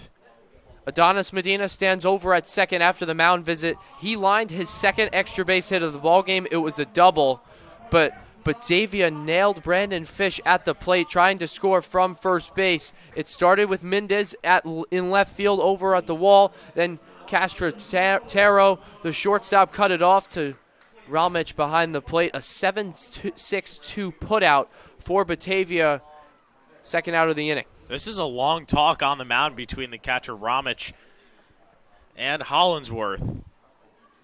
They seem to not be on the same page as Carroll stepped into the box. He bats from the right side now for the first time here in the postseason. To this point in the ball game, Carroll was 0 for 1. He was hit by a pitch in the first and flew out to Mendez over and left in the second. 1 for 3 night up at Shuttleworth Park last night as well.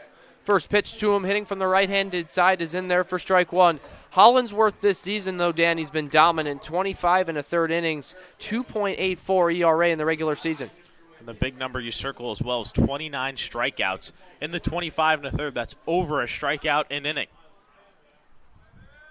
Head coach Joey Skip Martinez turns to Hollinsworth as Medina is going to reach third on the pass ball that gets behind Ramich. Adonis Medina moves up 90 feet, and now he's 1 pass ball away from scoring, which would give the Stallions a 5-2 lead. That's something that Batavia has to monitor. They're not known to be a stolen base team all that often. The Stallions led the PGCBL in that category, and they want to try and push it. Ponies had 4 stolen bases last night against Amsterdam. They averaged just about that mark, 3.5 in 42 regular season games. 1-1 pitch from Hollinsworth is a big swing and a miss for strike 2. Carroll has yet to strike out this postseason in a 1-2 count, and he's really got to work hard against the southpaw Hollinsworth.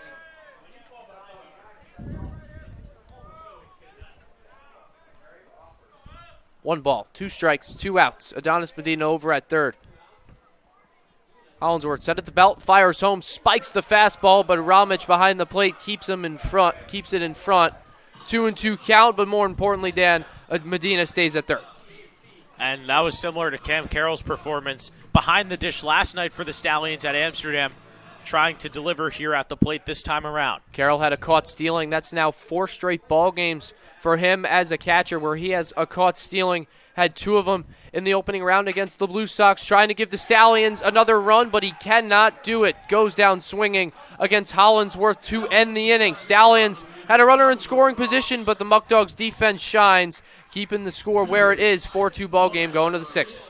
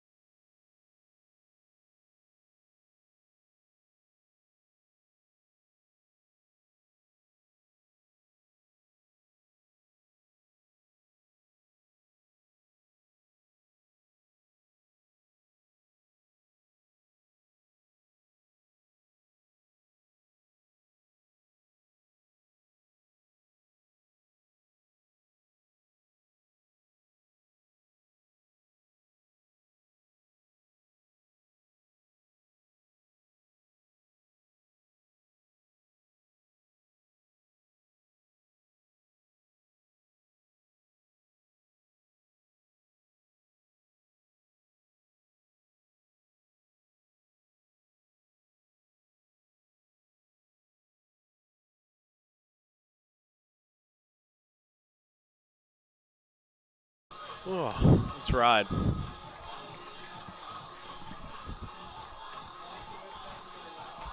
Top of the 6th inning, Stallions don't score in the bottom half of the 5th.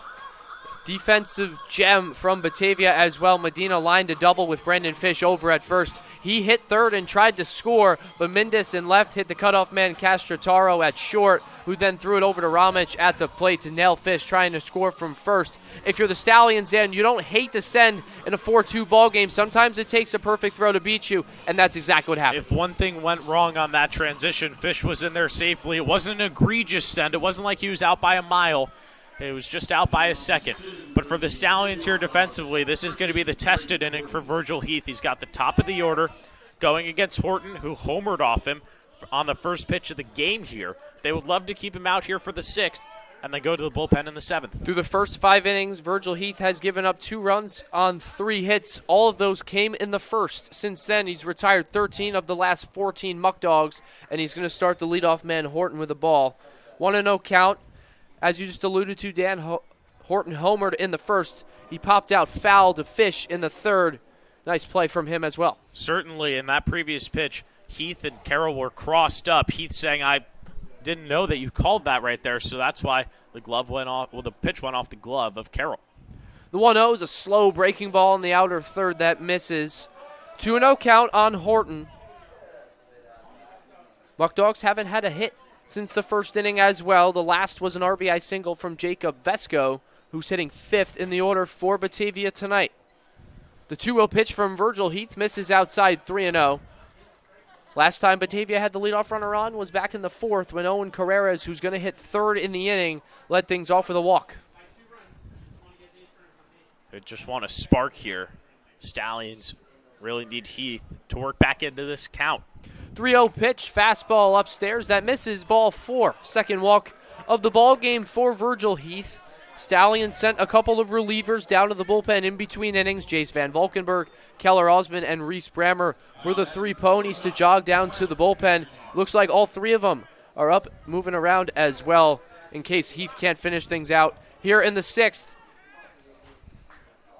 And for Heath, he started the 4th with a leadoff walk as well.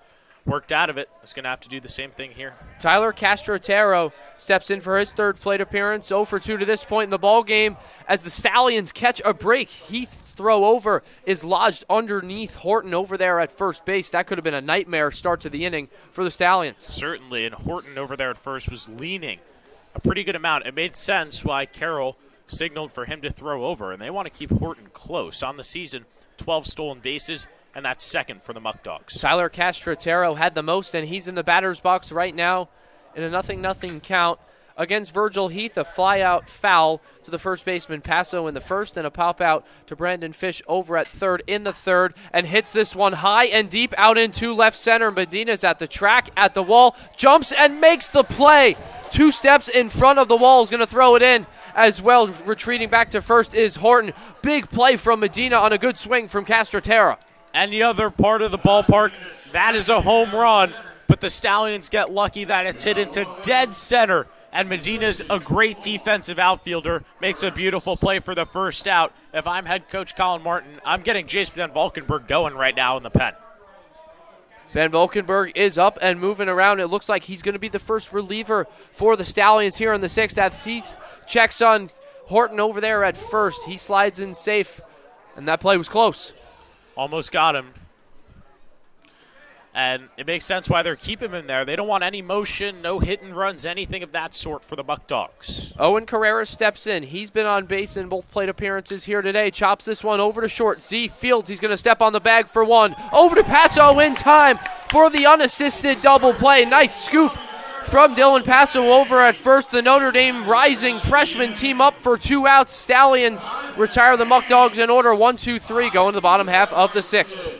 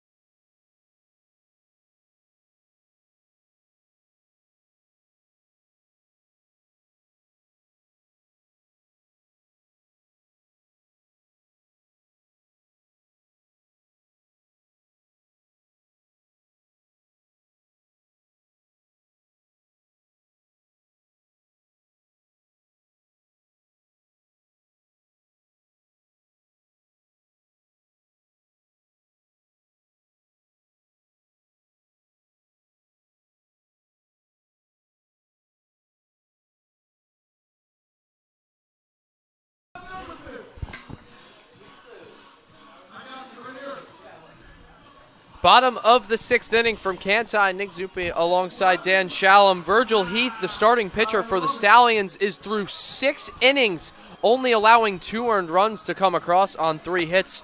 All of those came back in the first inning. Since then, Heath has retired 16 of the last 18 Muckdogs to come to the plate. 2 walks are the only reason why. 2 runners reached base, 1 in the 4th and 1 last inning in the 6th.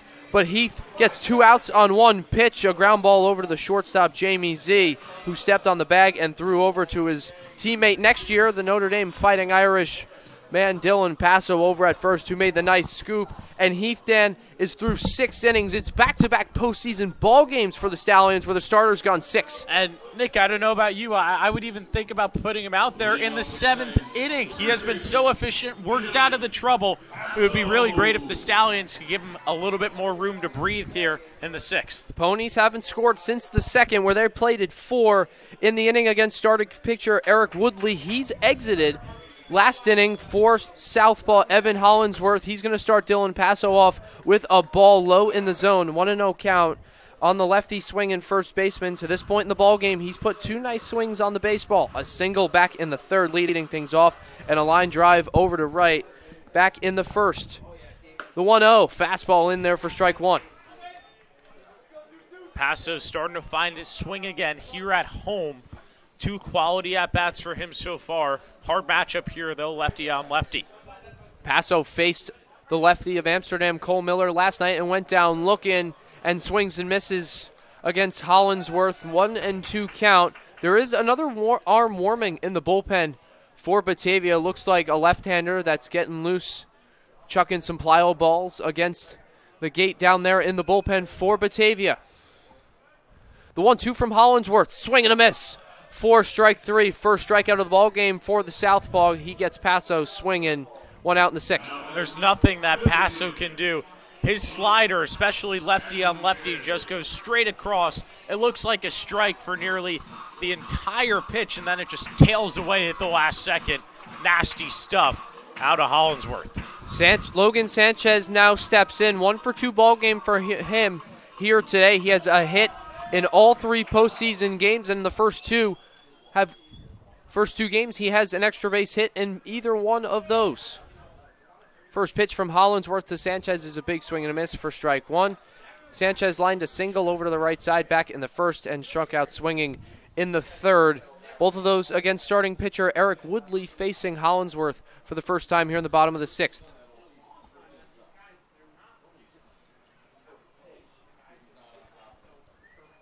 The 0-1 pitch from the southpaw misses outside, 1-1.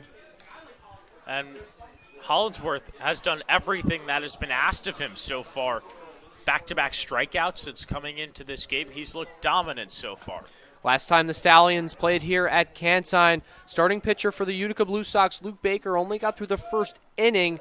They then would turn to relief pitcher John Regas, who would go the final 7 innings of the ball game for the Blue Sox, that being in the opening round. Here in the PGCBL playoff, Stallions would defeat Utica 6-4. They defeated Amsterdam 3-2 last night as Sanchez flies this one out of play for strike 2. We see you working out there. Nice play.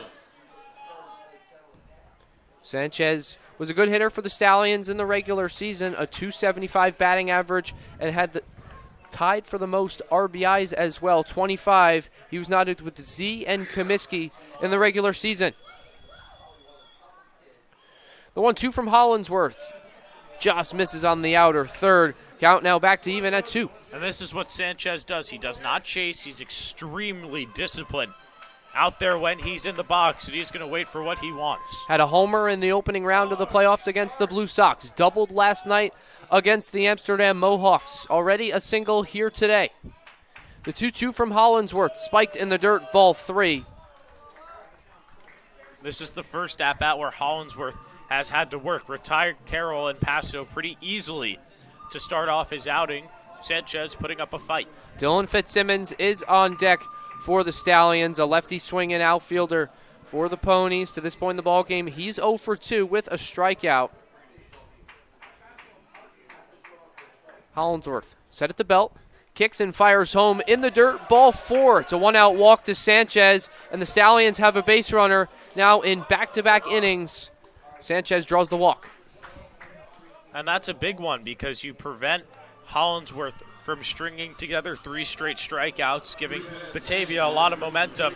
Now you got Fitzsimmons, who had a good at-bat last time, and Jamie Z, who's been dangerous tonight in the hole.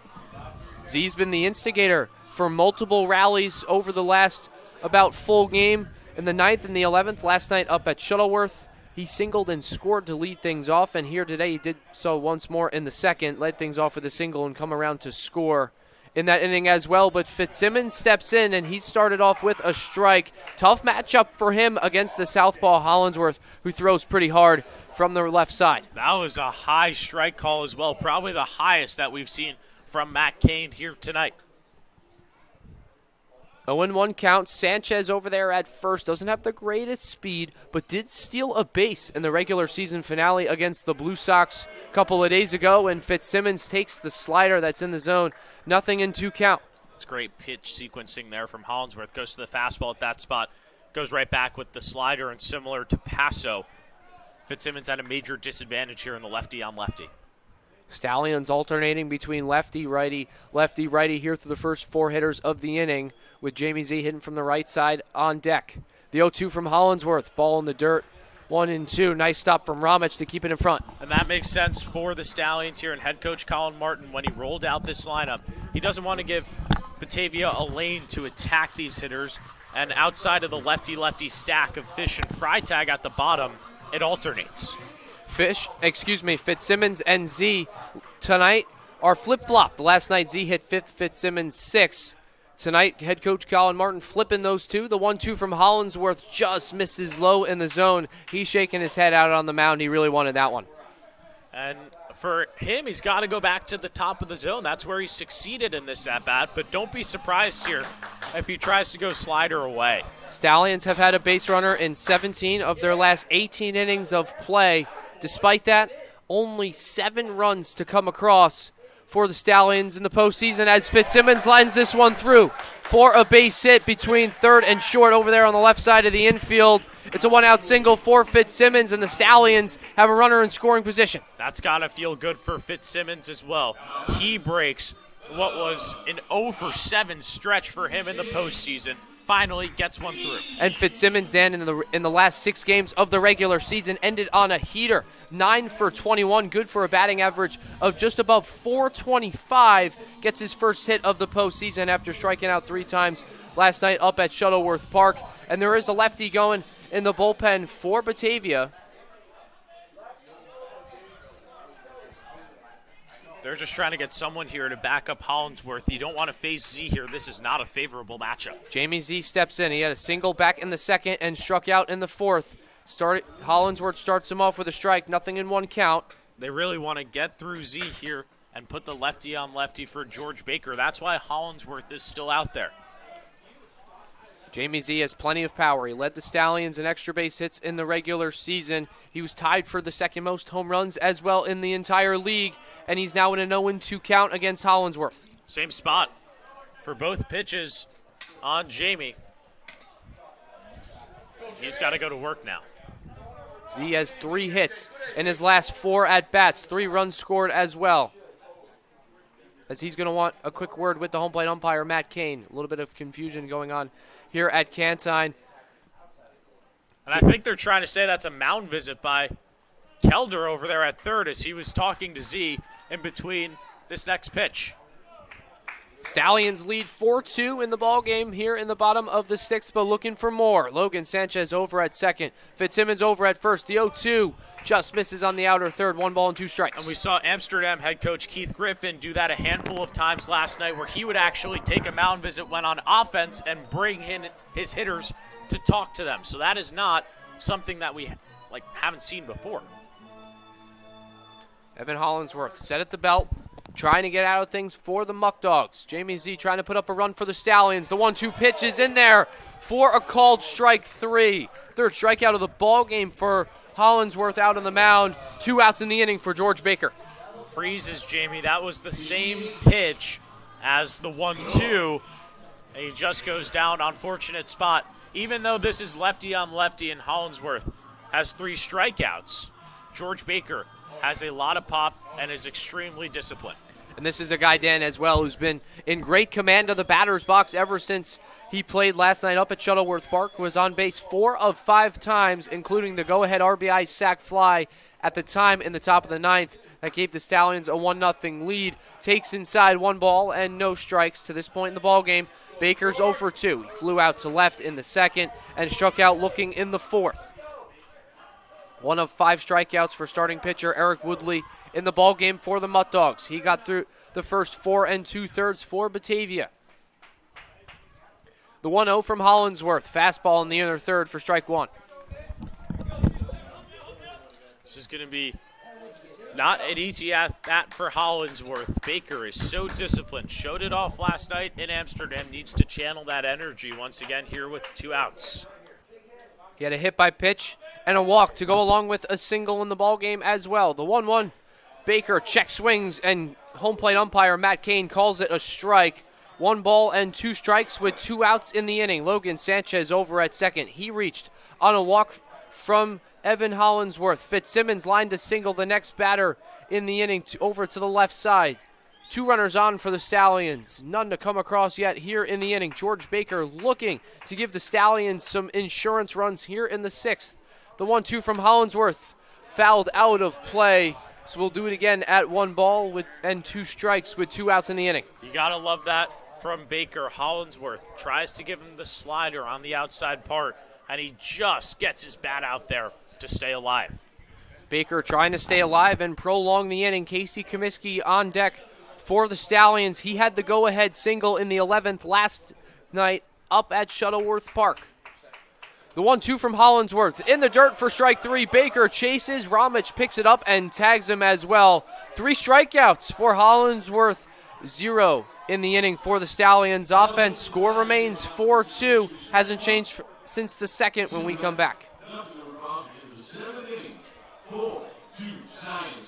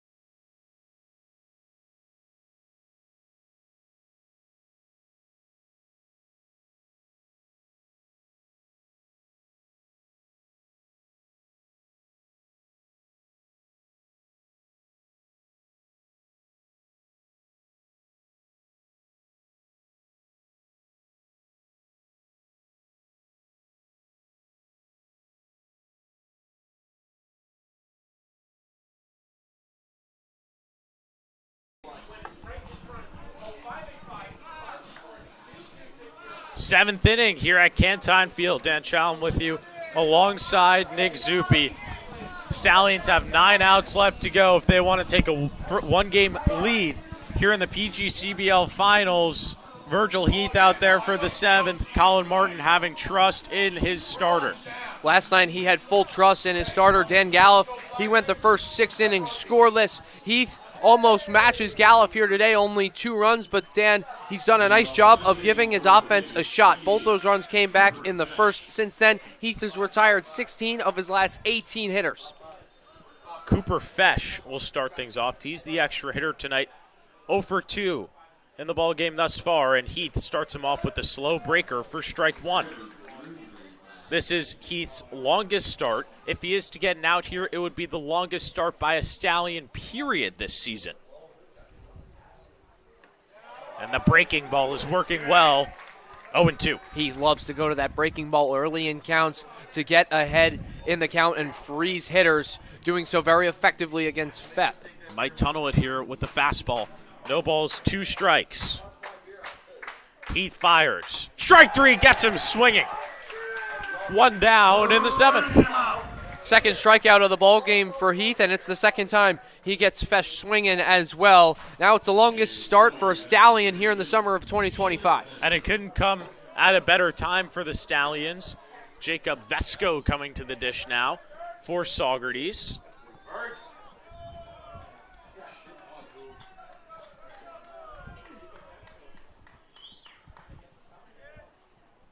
Vesco swings at the first pitch and grounds it through Fish and Z for a one-out single. Vesco stays hot. That's his second base knock, and he's been aboard all 3 times he's been up in this game. Vesco's responsible for the last hit of the ball game as well for Batavia. He had the RBI single back in the first. Since then, the Muckdogs went hitless until Vesco's swing in the 7th. Cooper Ramich at the dish now. Romick so far here today, 0 for 2. 2 ground outs on the infield. Heath still out there with the runner at first. First pitch is the fastball, which is cut on and missed for strike 1. And Dan, still no arm warming in the bullpen either for the Stallions. This is Heath all the way here in the 7th inning of the ball game. This would be a massive 0 for Saugerties. No balls, 1 strike on Romick. Give a check over on first. Nearly had Vesco leaning off.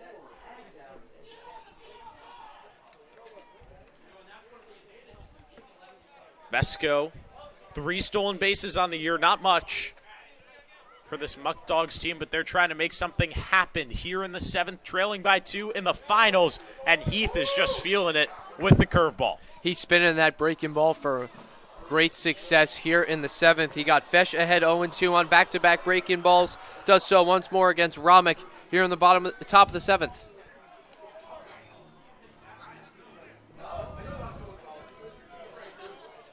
Here's the 0-2. Another K with the breaker. This time, freezes Romick on the outside corner. 2 outs in this inning, all coming by way of the strikeout for Heath. Heath is rolling right now. 18 of the last 21 Muckdogs have come to the plate and walked back to the dugout. Heath is in an unbelievable rhythm out on the mound. Trying to put up another 0. It would be 6 in a row for Heath, going against Justin Espinal, the third baseman. 2 ground outs over to first in this game for him. And he takes a first pitch ball. 1-0. Can't ask for anything more out of your starter. Feels like we've been repeating that phrase here over the last few games. For Saugerties, Dan Galliff went 6 innings with no runs given up last night against Amsterdam, and Heath near matching that pickoff play over at first. Vesco dives back quickly, but Heath nearly had him. Heath's got a good move over there to first. It's quick. He jumps and throws over to first. Keeps base runners honest, and they're tough to steal off him. A weak swing right there from Espinal. 1 ball, 1 strike. The Stallions will head up to Batavia tomorrow. That's a 4 p.m. start in Game 2 of this 3-game set. We'll have that for you here on the Stallions YouTube network. 3:45 Archtop Fiber pregame show. Heath seeming like he's just pitching away right there. Keeping a close eye on Vesco at first. This has been a Cinderella run for the Stallions. The 2 seed knocked off the 1 seed Amsterdam Mohawks in the East last night to become East Division champs for just the 2nd time ever. And trying to take down the number 1 seed in the West here in Game 1. Popped into foul territory by Espinal. A 2-strike count here for Virgil Heath. Went with the slow breaking ball on that pitch as well. It's Heath's go-to pitch in the inning. I would expect him to double up here against Espinal for strike 3. 2 balls, 2 strikes, 2 outs. Vesco at first. Tying run at the plate and Espinal. The pitch! Heath gets him swinging. Strikes out the side here in the 7th. Virgil Heath is untouchable. 4-2 Stallions. Time to stretch at Cantine Field.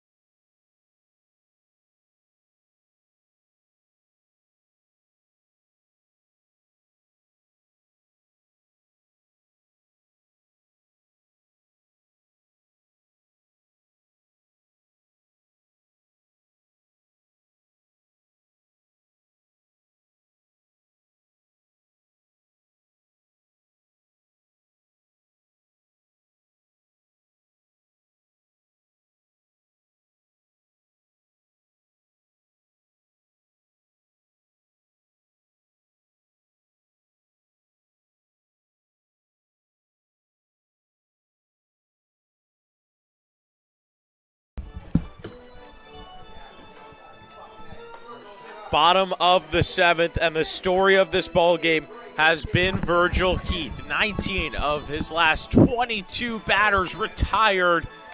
Nick, he's been untouchable ever since the first. It seems as though he's getting stronger as the game has gone on here at Canton. He struck out the side last inning in the 7th. He only had one strikeout in the first 6, but gets Fesh swinging, Romick looking, and Espinal swinging in the top half of the 7th. You really can't ask for much more. Evan Hollinsworth is still out there for the Muckdogs here in the bottom of the 7th as the Stallions once again search for insurance. It's the bottom of the order, 8, 9, 10 due up, starting with the second baseman, Casey Kamiski.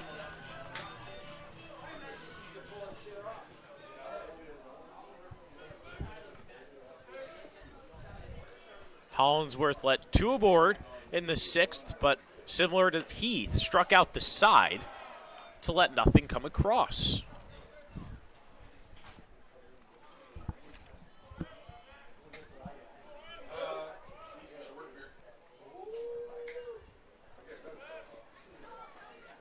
The 0-1, high and away.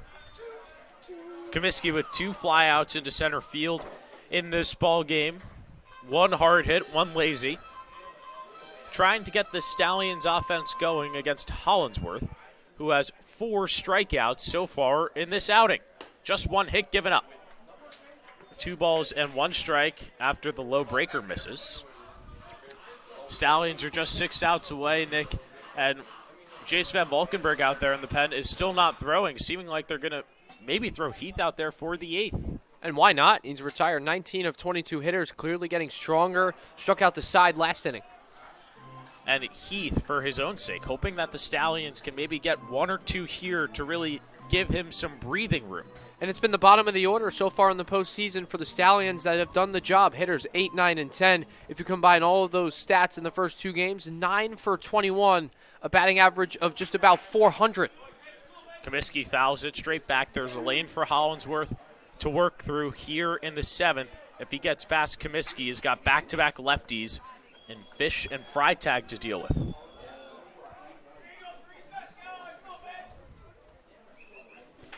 Full count. Hollinsworth gets what he likes. The pitch misses down low. Kamiski, did he go around? No. Says Frank Parker, the first base umpire, and it's a leadoff walk for Casey Kamiski. Second base on ball is issued from Hollinsworth. Great discipline from Kamiski. This is a guy in the regular season, Dan, that walked plenty 16 times in 38 ball games. Does so once more here in the 7th, and the Stallions have a leadoff runner on for a guy who's hot. Brandon Fish has been just that, and in this game, 1 for 1 with a walk. Kamiski leads off of first. Fish is going to try and square the bunt. Pulls it back on the fastball high and away, 1-0. Griffin Crane came through for the Stallions with a couple of clutch bunts down the stretch in Amsterdam that propelled Saugerties to the win yesterday. One of those was a perfect bunt in the 11th where he actually got to pick up a base hit because it was so perfectly placed. Espinal comes all the way in where he's vertical to Hollinsworth. The catcher throws over to second, and Romich boots it into the outfield. Tried to get greedy and get the lead runner. Stallions put the ball in play. Benefit off the error from Romich. And sometimes, Dan, that's all it takes. Put the ball in play and make the defense make plays. Stallions catch a break on Romich's overthrow over at second. John Frytag at the plate. That is the second error of the game for Batavia. The only other one came in the second, which teed up Adonis Medina for the 3-run home run. He waits on deck. John Frytag first, who is 0 for 2 tonight. He's going to try and lay down the bunt and move the runners to second and third. Pulls it back. Ball 1. Coming all the way in on that pitch was Horton. Carrera's going over to cover first. This Stallions dugout getting very loud. They want some insurance. Nobody out, 2 runners on. Golden opportunity for that. Horton's weighing on the grass over there at first. Horton comes level with Hollinsworth once again. The pitch. Frytag puts it down the third base line. Espinal can't field it. Kamiski's going to come home. Nobody's covering. Here's the throw. In time, they got him. And that seems like a boneheaded move by Casey Kamiski. Third base coach Ron Kelder actually sent him around to score on a chaotic play with the ball rolling in the middle in the short infield. Romich didn't go anywhere.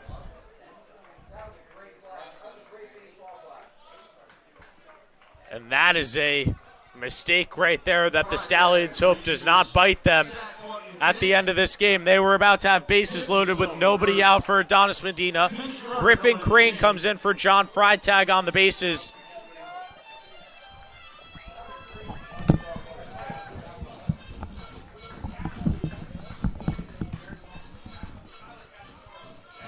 Nick, that is just an interesting play for the Stallions. There's still only one out on the board, but it could have been bases loaded with nobody out. Sometimes, Dan, if you take a gamble and it doesn't pay off, it's not the worst thing. But here in the seventh inning of a two-run ball game, when you take that big of a gamble with the top of the order coming up, I don't know. And that's the second time the Stallions have been tagged out at home as the first pitch is spiked to Medina. There's been a couple of interesting calls by Ron Kelder over there at third base in this game. Jace Van Valkenburg is throwing out there in the pen now for Saugerties. Dan, especially with Medina due up next, to this point in the ballgame, he has 2 extra base hits and 3 plate appearances.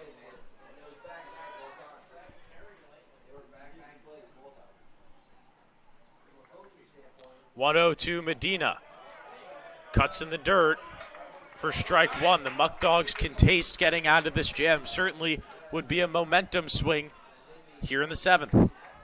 Batavia has also another arm warming in the bullpen as well. It's another southpaw. Stallions have only faced one lefty pitcher in the postseason thus far. Cole Miller last night for Amsterdam gave up 3 runs. Hollinsworth being the second. Crane at first, Fish at second. 1-1 count to Medina, and he chases down low once again. That pitch has troubled him up twice now. And if you're Hollinsworth out on the mound, I would go back to it. Medina's clearly fooled by it. He steps out now to regather himself after back-to-back bad swings. He steps in with 2 strikes, and now he's got to work. But, Dan, look at the right side of the outfield. He's got a massive hole to hit over there on the right side.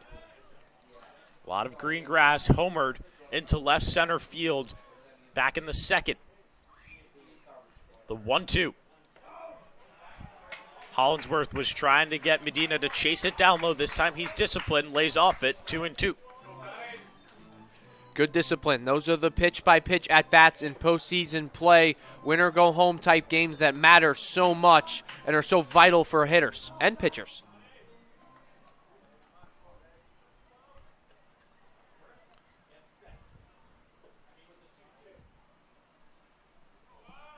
Two offering.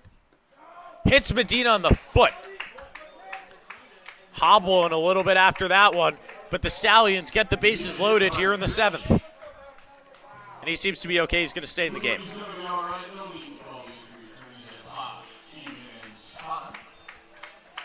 It's the first hit by pitch of the ball game from this Batavia staff, and now the pitching coach for the Muckdogs is once again out of the dugout. Grant Bickham wanting to talk this over. Bases loaded with the switch hitting Cam Carroll at the plate, and that's the problem once again with Hollinsworth on the bump. And really the reliever in the pen is whoever you put out there.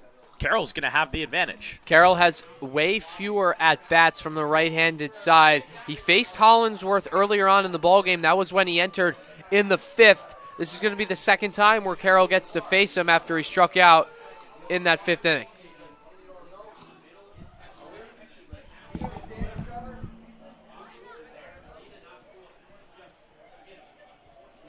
Bases loaded with 1 out after Casey Kamiski was sent home by third base coach Ron Kelder for the first out of the inning. That came on a John Frytag bunt. Not Kamiski's fault in that situation. Cam Carroll trying to make up for that mistake.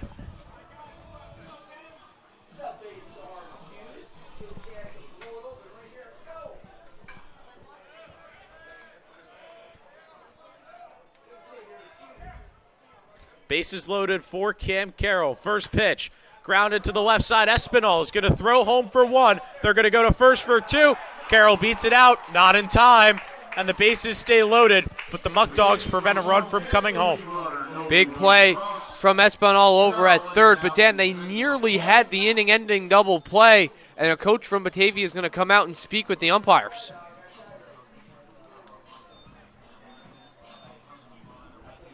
Joey Skip Martinez wanting an explanation there, talking to Matt Kane.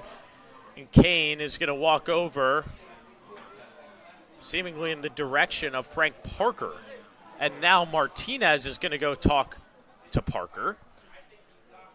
Bases are still loaded.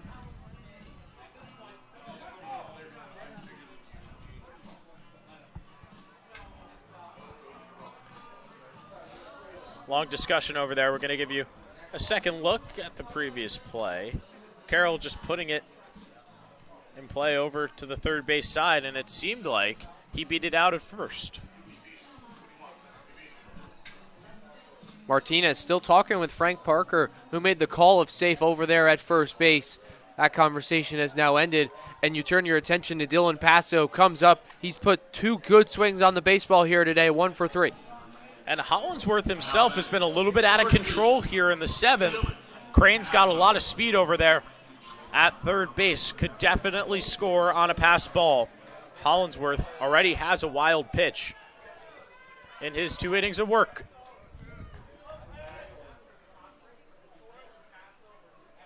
First pitch, high and away. Romick there to glove it. Ball 1. 2 outs in the inning. Paso really needs to do anything he can to pass the baton to Logan Sanchez on deck. If he reaches base, the Stallions are scoring a run. Bases loaded here in the bottom of the 7th. 1-0. Paso cracks it into deep right field, but that ball is foul. And it would have been a home run if it had stayed fair. 2 swings tonight now for Paso, where he's missed a home run by a couple of feet. This one here in the bottom of the 7th, just about 15 feet foul. The other one was back in the first, where he flew out to the warning track. Just a little bit early on that one. Spoils it. Crane at third, Medina at second, Carroll at first, with Paso at the plate, who's 1 for 3 here tonight. Struck out to Hollinsworth to start off the 6th. Hollinsworth paints the top of the zone. It's 1-2. Back-to-back sliders from Hollinsworth out on the mound. Paso struck out swinging on it for strike 3 back in the 6th when he faced him for the first time. A big pitch, bottom of the 7th in the PGCBL finals with the bases loaded and 2 outs. Batavia's dugout getting loud.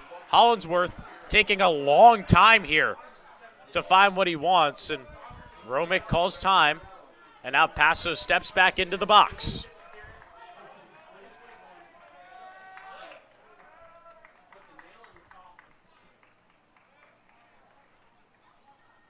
A 1-2. Spiked in the dirt. Romick keeps it close. Crane was ready to jump. He got a great read on it over at third. He knew he was going to be in the dirt, took a big secondary, but Romick at the end of the day made the big play to keep the ball in front of him.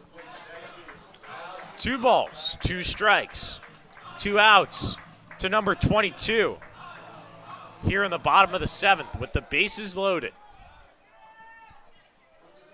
Hollinsworth trying to get out of this jam. Here's the pitch. High and away, and the count goes full. Nowhere to put Paso, and the runners will be on the move. This is a big at-bat for a young, experienced hitter. Dylan Paso, the rising freshman in Notre Dame next year.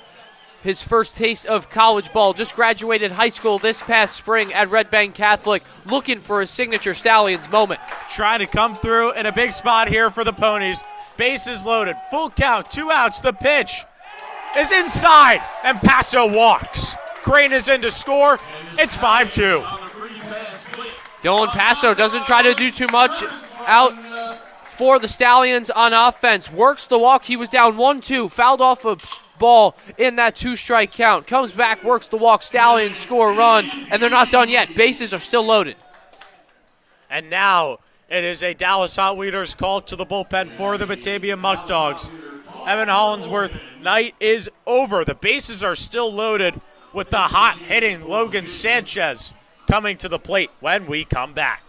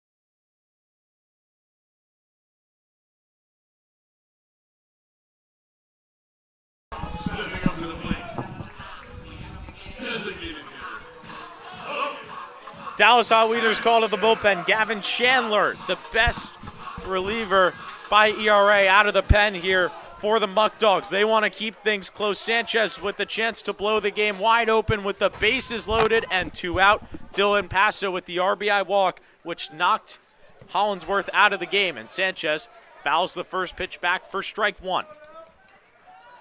So far this season, in the regular season, Chandler, 38.2 innings pitched, only 6 earned runs coming across. However, is allowing hitters to have a .294 average against him. He's given up more than 40 hits as well. The big thing for Chandler is he finds ways to work out of jams. Trying to do that here, a 1-ball, 1-strike count on Logan Sanchez, who is red hot, is already 1 for 2 in this game with a single.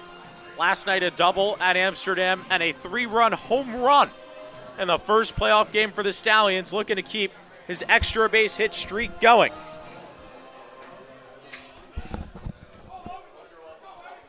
Medina is at third. Carroll at second. Paso at first. The 1-1. Popped up into shallow right. Vesco is chasing, and the ball gets down. Medina's in to score. Carroll behind him. Logan Sanchez blows the game wide open. 2 RBI single, and the Ponies are up by 5. Big swing from Sanchez. He delivers, scores 2 runs on 1 swing. He was the hottest Stallion hitter coming into today, and that one gives the Stallions 2 insurance runs. That's big for Saugerties. And Nick, that comes with Batavia not playing at this ballpark all year, and that was put into a Bermuda Triangle out there in right. They say baseball is a game of inches, Dan. That one was just a couple inches fair to the Stallions' benefit. And now for Batavia, this has turned into a 5-run game where they just brought their best reliever out of the bullpen. So interesting to see how they play this game down the stretch. Dylan Fitzsimmons at the plate with runners at the corners, and he takes a first pitch strike.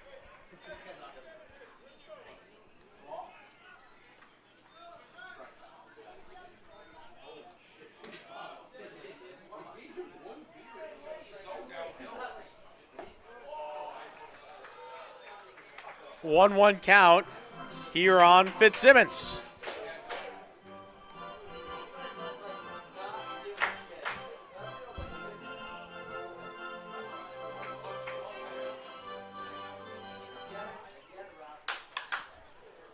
A towering fly ball into shallow right.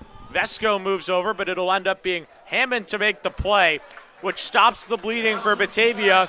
Here in the bottom of the 7th, the Stallions get 3 runs. Virgil Heath coming on to the mound for the 8th when we come back.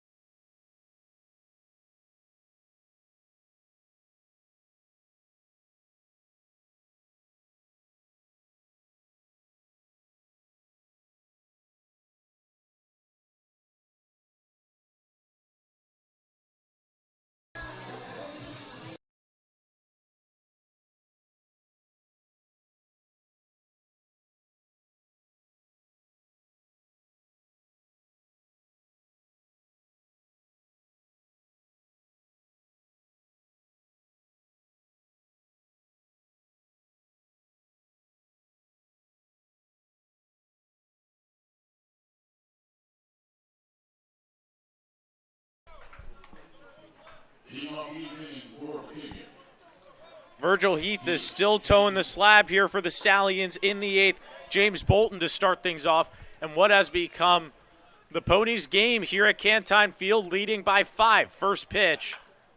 Blooped over to Kamiski. He slides and makes a great diving play for the first out.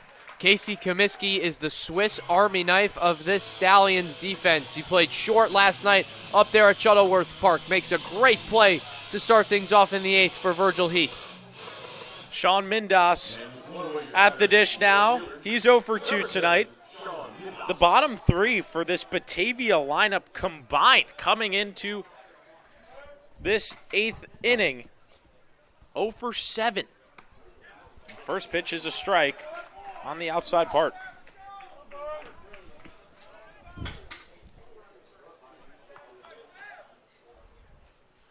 The 0-1. Fouled out of play. Heath and an 0-2 count, and Nick, regardless of how much more the Stallions get out of Virgil Heath, he has saved them a lot of pitching heading into that doubleheader tomorrow. They might not need the doubleheader, Dan. You got to win. If you held on to win here in Game 1, all you got to do is win 1 game out of 2 up there at Batavia. 0-2 pitch. Grounded foul. First time that the Stallions are facing any West team so far this season, and they're off to a flying start. They've held Batavia scoreless for 6 straight innings. Heath set at the belt. He fires. Goes with the breaker. Misses outside. Ball 1. Stallions will play the first game at Dwyer Stadium.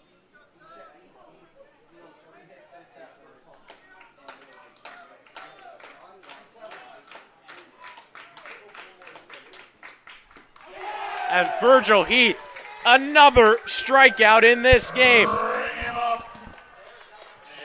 He is 5th, and there's 2 outs in the 8th. That pitch from Heath was so nice. We're going to take another look at it and see it twice. Completely fools Mendes with the breaking ball for strike 3, his 5th K of the ballgame. Travis Hammond at the dish now. Takes a first pitch strike from Heath. Nick, I don't want to jump ahead of myself here, but might even think about Heath going the full 9. I don't blame you at all for thinking that way. He's retired 21 of the last 24 hitters. This has been Virgil Heath's night. Ground ball over to Ziad short. Bobbles it, throws to first in time. 7 straight innings of scoreless work for Virgil Heath. And the Muckdogs are down to their final 3 outs here at Cantine Field in Game 1. But the Ponies got to bat one more time before they're back on defense after this.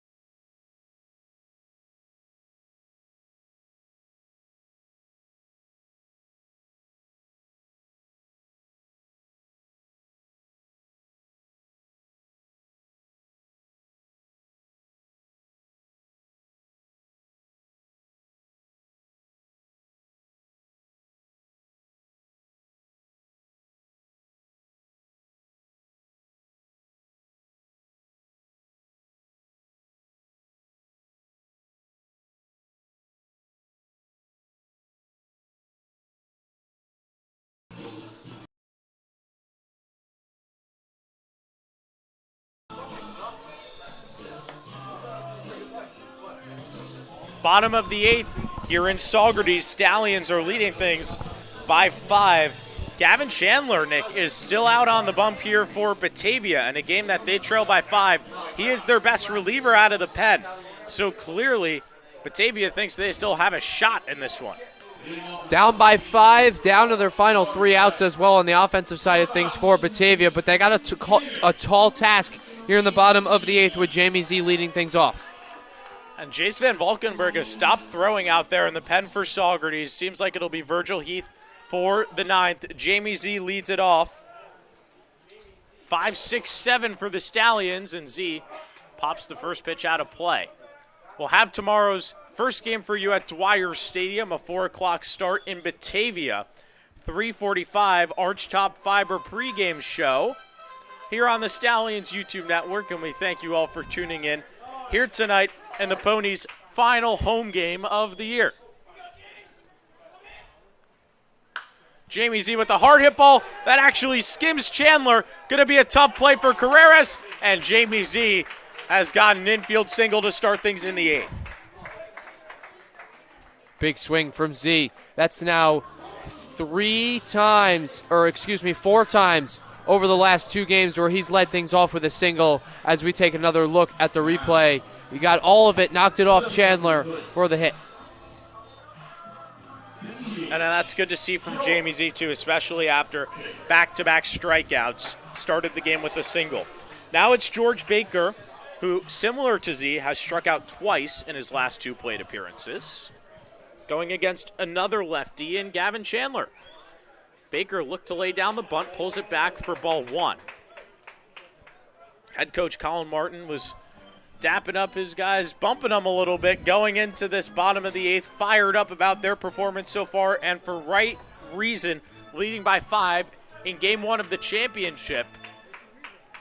1 ball, no strike count, and Chandler's going to step off. It's also interesting, Nick, and maybe a little bit as to why the Stallions have kind of gotten hot here in this game. Batavia hasn't played in 2 days' time. The Stallions are coming off of back-to-back playoff wins. 1 ball, 1 strike on Baker. And they've won their last 7 ball games as well, dating back to the last final 5 games of the regular season. During that time, Dan, the Stallions have a plus 38 run differential as well. It's been just a slaughter show for the Stallions squad down the stretch. I'm looking to get 1 game closer to the PGCBL championship here tonight. Need 3 outs on defense, but looking for extra insurance here in the 8th.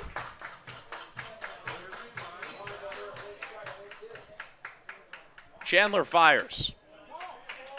3 balls, 1 strike on George Baker. Great discipline from Baker. We were talking about a little bit in his last AB. This is a guy who's not going to expand the zone in a big moment, in a pressure-packed scenario. Here, bottom of the 8th, nobody out. Postseason play with a runner on.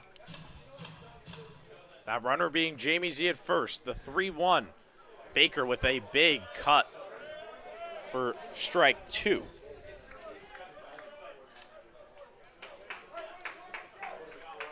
Full count. Jamie Z at first. Chandler comes set. Here's the pitch. He works the walk. Great plate discipline there. Out of George Baker, first and second with nobody out. Dan, we just said it 2 pitches ago. Baker is a very disciplined hitter. He's not going to expand the zone. He's going to make pitchers come to him. And we see the VIP section starting to fill up behind the dish for the Stallions. Owner Kevin Hinchy beating the leader of that group. And one organization Kevin Hinchy has run for these Stallions all year long. So many guys from around the country coming to play specifically here in Saugerties for head coach Colin Martin and this entire staff. These players get country club memberships for free. They get to go hit at the facility for free, which is a baseball training location that has batting cages and plenty of pitching facilities. Kevin Hinchy even funded this whole team to go to the Yankees game against the Phillies a couple of Saturdays ago, all on his own dime, trying to make the Stallions and Saugerties as a whole the most comfortable place for the players this summer. And the Stallions get housing as well. They get to stay with host families in the area. All around, it's just a great atmosphere for these college players to play some summer baseball in meaningful games like the Stallions are currently playing in right now. And so many of these guys were young coming into this year and truly developed. Kamiski in an 0-2 count takes down low 1-2. They've really blossomed into young stars. You look at guys like Jamie Z, Dylan Paso, Dylan Fitzsimmons. So many of these guys, Jake Martino, who have really turned into stars in just one summer here in Saugerties. The 1-2 to Kamiski. Stays alive. And Dan, you talked about those young guys, but the ability for them to watch older college experienced players, a guy like Casey Kamiski, a guy like Brandon Fish, a guy like George Baker have professional collegiate at-bats is pivotal for their development. Just passing it down to the next generation. Kamiski goes down swinging for the first out here in the 8th. But, Nick, that's what makes the Stallions team so competitive and why they're here as well, because they have young guns, but they also have a ton of veteran experience. It's a great mix of guys. Jamie Z, Dylan Paso, Dylan Fitzsimmons, 3 guys that we just named, all hitting right around 300 with double-digit RBIs on the season. But then you got a guy like Casey Kamiski, who's been here since the first game of the season and led the team in RBIs. Fish takes a first pitch strike at the top of the zone. Stallions leading this game by 5, but they certainly wouldn't complain about some extra insurance here in the 8th.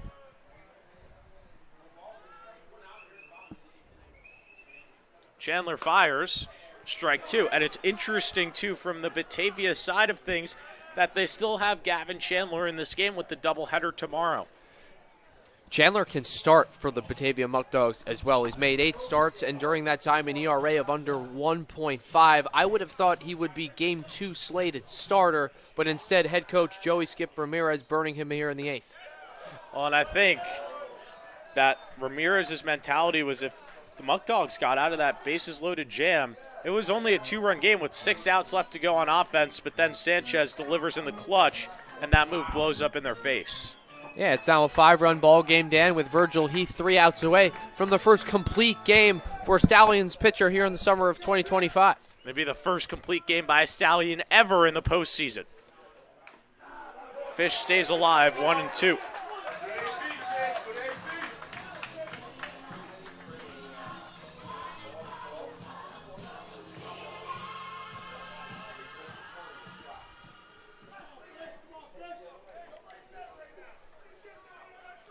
Baker at first, Z at second, and a 1-ball, 2-strike count to Brandon Fish. Chandler fires. Fish once again stays alive. Plenty of fight. And Fish's bat, who's been a Stallions legend these past 2 seasons, trying to go out on a high. He was on the team last year when they lost at Shuttleworth Park. He spoke to us before that ball game saying, I want my revenge on Amsterdam. He got it. Now the Stallions need to focus on the Muckdogs, and they're already up by 5. And another foul ball from Fish. He is not making things easy on Gavin Chandler, and this is just putting Chandler's pitch count even higher. And the Muckdogs probably want him in the game tomorrow at some point. I would assume so. He's their best pitcher in terms of ERA on the season. Fish grounds the ball to the right side and through. Z's going to get the windmill. Vesco fields in right. His throw is way up the line. RBI single for Brandon Fish. Baker goes to third on the play. It's a 6-run game. Big swing from Fish. He does the job. 8-2 Stallions. And that might be the nail in the coffin here tonight at Cantine Field. And what a battle that was from Brandon Fish. Fouled off 5 consecutive pitches and then finally gets the RBI. This is what he does. He has professional at-bats in the batter's box. He finds ways to get on base. Griffin Crane at the plate. He came into this game for John Frytag as a pinch runner last inning. Came in to score. Runners at the corners with 1 out here for the Stallions. They have taken a big 6-run lead here in Game 1. Just what Saugerties wanted, especially since they have to close this championship down on the road. They got to go up about 4.5-hour bus ride tomorrow to Batavia, and it would be big if they only have to take one of the two. Crane, hard hit ball into left center. It's down. Baker in to score. Fish chugging over to third. He will stop there. Crane goes to second. The Stallions are pouring it on here in the 8th. It's 9-2. Off Gavin Chandler as well. The plate runs off of him is massive. He's the team's ERA leader. Stallions asserting their dominance here in the 8th. And Nick, you really feel like for a guy like Crane to be hitting, especially without Luis Rodriguez, is big for this squad. Rodriguez leaves. He had a great game last night up there at Shuttleworth Park. 4 hits, but the Stallions offense pick up right where they left off in replace of Rodriguez. A guy like Medina bumped up to the leadoff spot, and he's now hitting for the 5th time. Chops the ball to the left side foul. The Stallions establishing themselves here in the first game against Batavia. They're certainly going to have a lot of momentum heading up to Dwyer Stadium tomorrow. Without a doubt, Dan, up by 7, a 9-2 ball game. I wouldn't be surprised if Virgil Heath tries to finish it with plenty of run support to go in the 9th. No arm up in the bullpen. And the infield is in here for the Muckdogs. A ball to the outfield could very well score 2. Medina has had a generational night at the plate. A 3-run bomb, a double. Reached first on the hit by pitch. He gets just under the breaker, which is popped into foul territory on the third base side. Espinal makes the play. 2 down. Hometown crowd here at Cantine harassing Espinal over at third, making a lot of noise as that ball was stuck in the air for what felt like an hour. Cam Carroll comes to the plate. A big thing here tonight, Nick, the Stallions don't burn. Mason Weaver, who's their closer, Jason Van Valkenburg, seeming like he's not going to pitch. Jake Martino will be available tomorrow night. Ryan Franklin still on the bench for the Stallions. He has not pitched. As Carroll, lazy fly ball into left, chasing is Mindas. He makes the play. Stallions put up 2 here in the bottom of the 8th. It's a 7-run ball game as they need 3 more outs to get Game 1 of the PGCBL Championship.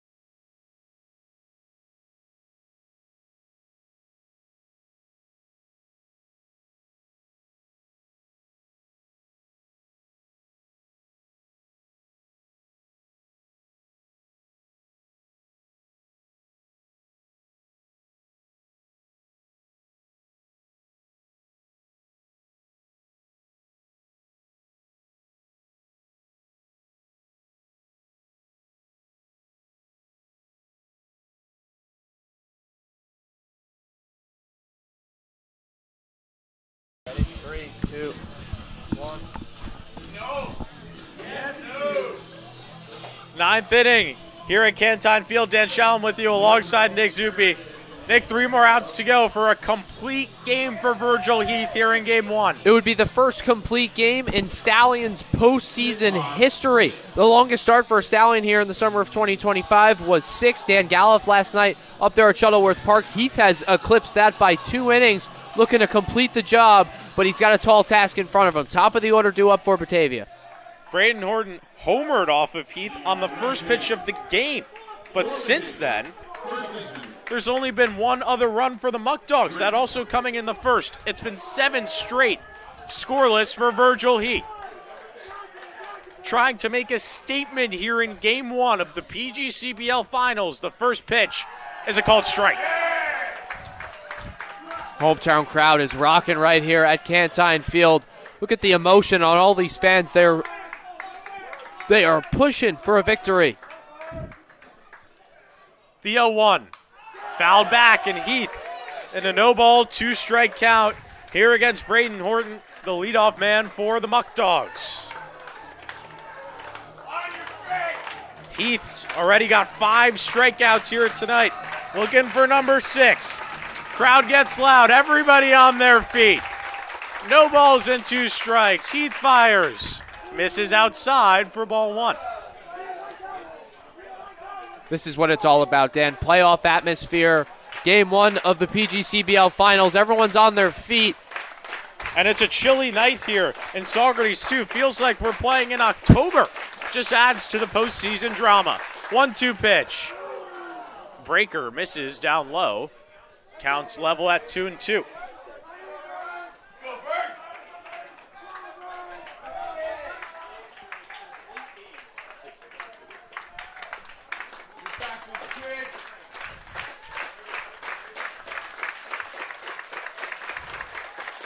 Heath set. 2-2 pitch. Horton just stays alive, fouls it straight back to the screen. Count stays at 2-2.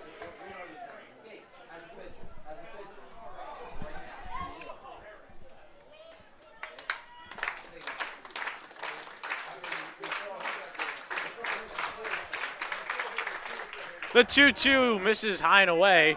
Count goes full.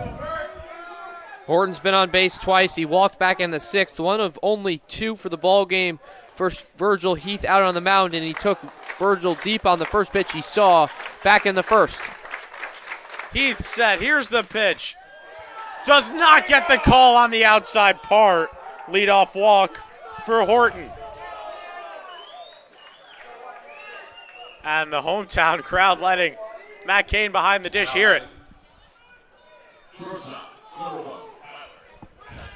We're going to take another look at that one, Dan. You see the hometown crowd standing behind the plate just a little bit outside. Ball 4.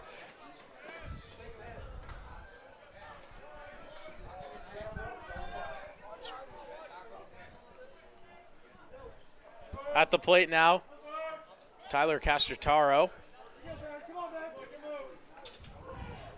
Runner at first.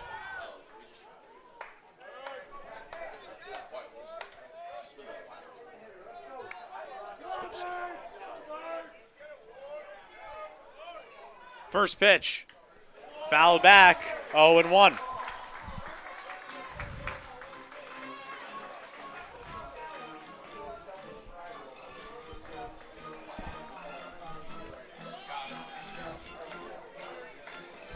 Three flyouts. No, please, go ahead. All you. 3 flyouts in the ball game for Castataro to this point. 1 ball and 1 strike. No arm out there in the Stallions bullpen. I think Virgil Heath could probably let in a couple of runs here, and they would still want him to stay in the ball game. He's got a big run advantage. The Stallions are up by 7, 9-2 ball game. Plenty of run support for him to work with. It's Heath here on out. Excuse me. Certainly. Quick mound visit from Cam Carroll for the Stallions.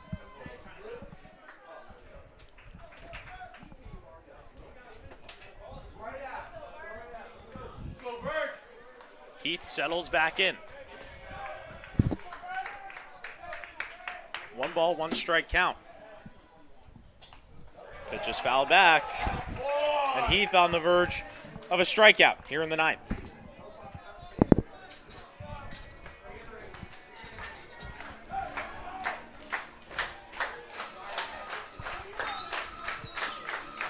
A 1 ball, 2 strike count against the West Division Muckdogs. The pitch misses. Carroll blocks it. 2-2.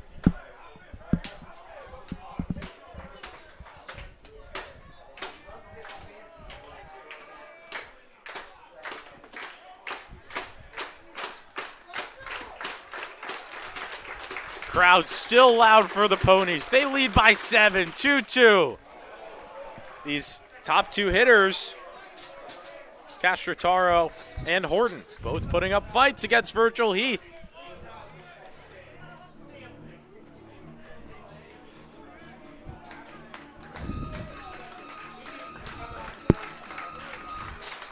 Heath is set.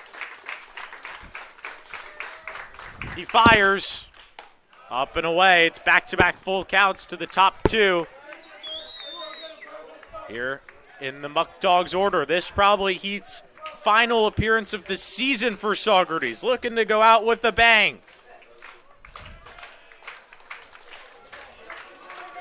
Full count. Runner at first. Nobody out. In the 9th, the pitch. Castrotaro stays alive.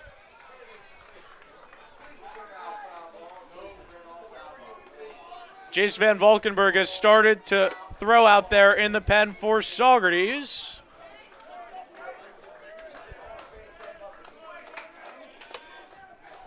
Full count. Still here to Castrotaro.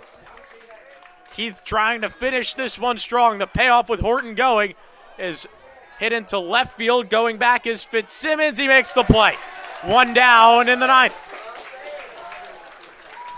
Fitzsimmons snatches it down to left field. We got away.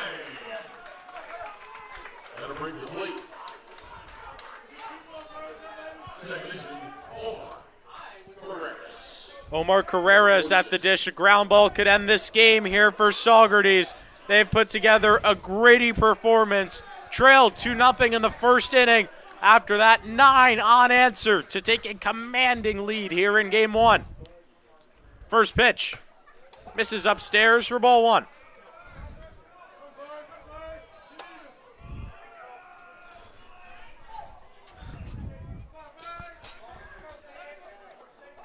Horton at first. He led off the inning with the walk. Carrera's at the plate. Grounded into a double play in his last at-bat. Called strike.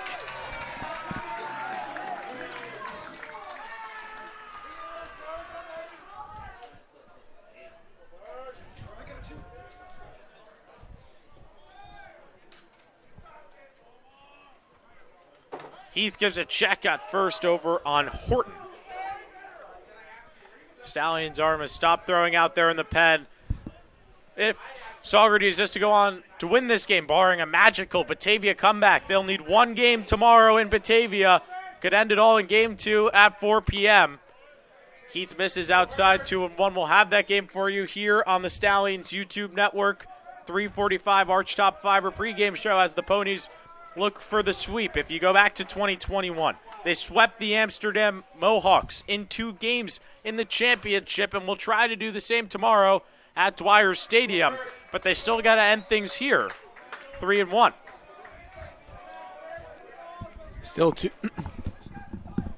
Still two big outs left for Heath to get. Needs to find a way to put up a 0 here in the 9th and give the Stallions the victory. Certainly does. 3-1, spiked in the dirt. 1 out walk.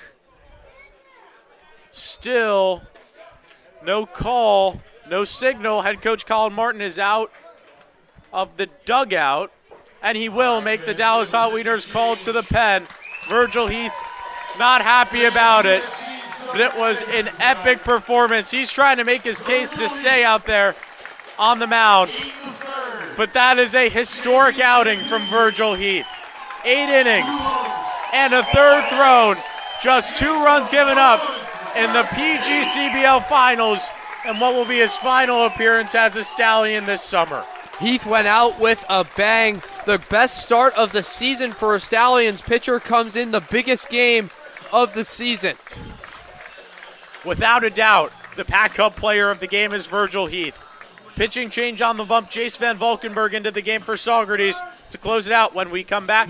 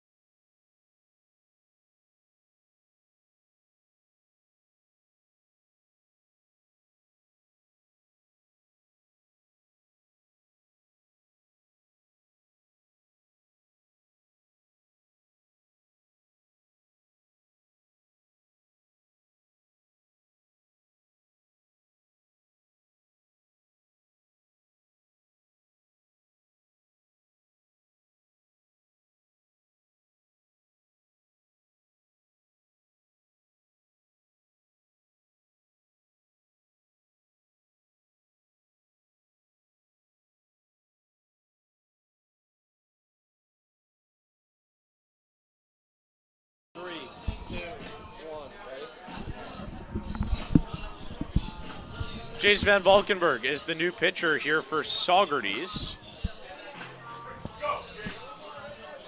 Stallions just need 2 more outs for a win here tonight.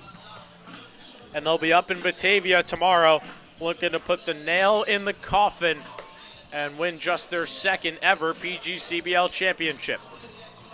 Still have to get 2 outs here in the 9th. Van Valkenburg now the pitcher who has to do that. You can't count out this Batavia offense. They average the most runs per game in the regular season. They've averaged the most hits in a ball game as well at just under 10. You can never count the Muckdogs out. That's why the Stallions turn to Van Valkenburg here in a 7-run game. What a performance from Virgil Heath, though. 8 1/3, 4 hits, 4 walks, 5 strikeouts. Generational, legendary stuff. Ground ball over to Paso. This could be 2. He's going to take it to the bag for the safe 1.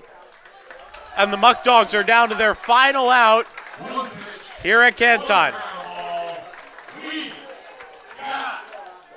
Talk about coming into the game and dealing with business. Van Valkenburg gets 1 out on 1 pitch.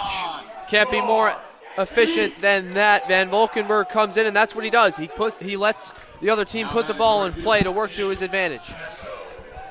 Jacob Vesco at the plate. He's reached safely all 3 times here tonight. 2 for 3. Reached on an error over to third. In the 4th inning, he represents the final out for the Muckdogs here tonight. The Stallions on the cusp of being 1 game shy of the championship. Van Valkenburg deals a first pitch strike. The Ponies have rolled here tonight, largely in part due to their offense and their pitching. 9 runs and 11 hits. And Virgil Heath with 8 1/3. Muckdogs are down to their final strike of the game. What a time to be a Stallions fan. 1 out away from game number 1 victory here in the PGCBL finals. This would be a big one, given it's a doubleheader up in Batavia tomorrow. Runners at 2nd and 3rd. Vesco at the plate. Van Valkenburg set. Here's the pitch. He swings, but he gets just a piece to stay alive. Nearly was it. Inches away was Van Valkenburg of a swing and miss pitch. Still ahead in the count, 0-2. Got the whole arsenal to his repertoire. The crowd gets loud. Here's the pitch. Strike 3. 1 more is all the Stallions need to be PGCBL champions. Van Valkenburg shuts the door, and the Stallions lead this best-of-3 series 1-0. Virgil Heath. 8 1/3 innings pitched for the Stallion starter here tonight. He was incredible. After the first inning, 8 straight zeros from Heath, 2 outs from Van Valkenburg. And Nick, you could not have asked for a better win here for the Stallions. They have all the momentum going to Dwyer Stadium tomorrow. Even with Heath going 8 1/3 innings. The Stallions have the entire arsenal at their disposal for the doubleheader tomorrow. It's going to be a fun one up at Dwyer Stadium tomorrow. We're going to have that game for you here on the Stallions YouTube network. But before we say goodbye here tonight, we got to turn to the player of the game for the Stallions. Virgil Heath is down on the sidelines with our Henry Hipschman. Henry, what do you got? I'm here with Virgil Heath, the unquestionable player of the game. Virgil, 8 1/3 innings pitched tonight, 5 strikeouts, got a standing ovation when he came off the mound. How you feel? I feel pretty good. We walked away with the win. We're going to win tomorrow. I'm excited. You know, it was a tough start, that home run off the first pitch, 2 runs in the first inning, but you moved past that, had perhaps the best outing on the mound for the Stallions this season. How'd you do that? After I gave up the home run, I decided there's not going to be another run. He's going to attack the rest of these batters, and we're going to get a win here. Now, you had a great outing on the mound, but 9 runs scored by your Stallions teammates. What do those guys mean to you? They mean a lot. They mean everything. It's pretty easy to throw a good game when you have an offense like that behind you. Certainly can't wait for tomorrow, Henry. It's going to be a fun one up there at Dwyer Stadium. The Stallions are 1 game away from their second ever PGCBL championship. 4 o'clock tomorrow will decide if they can get the sweep. If they are not to, it'll be a 3rd game following up there at Dwyer Stadium, half an hour after the conclusion of Game 1. A couple of big thank yous to hand out here to our team. Our sideline reporter, Henry Hipschman, our producer, Bella Holleran, my partner, Nick Zuppi. The Ponies are 1 win away. Come back and join us tomorrow to see if they can get it done.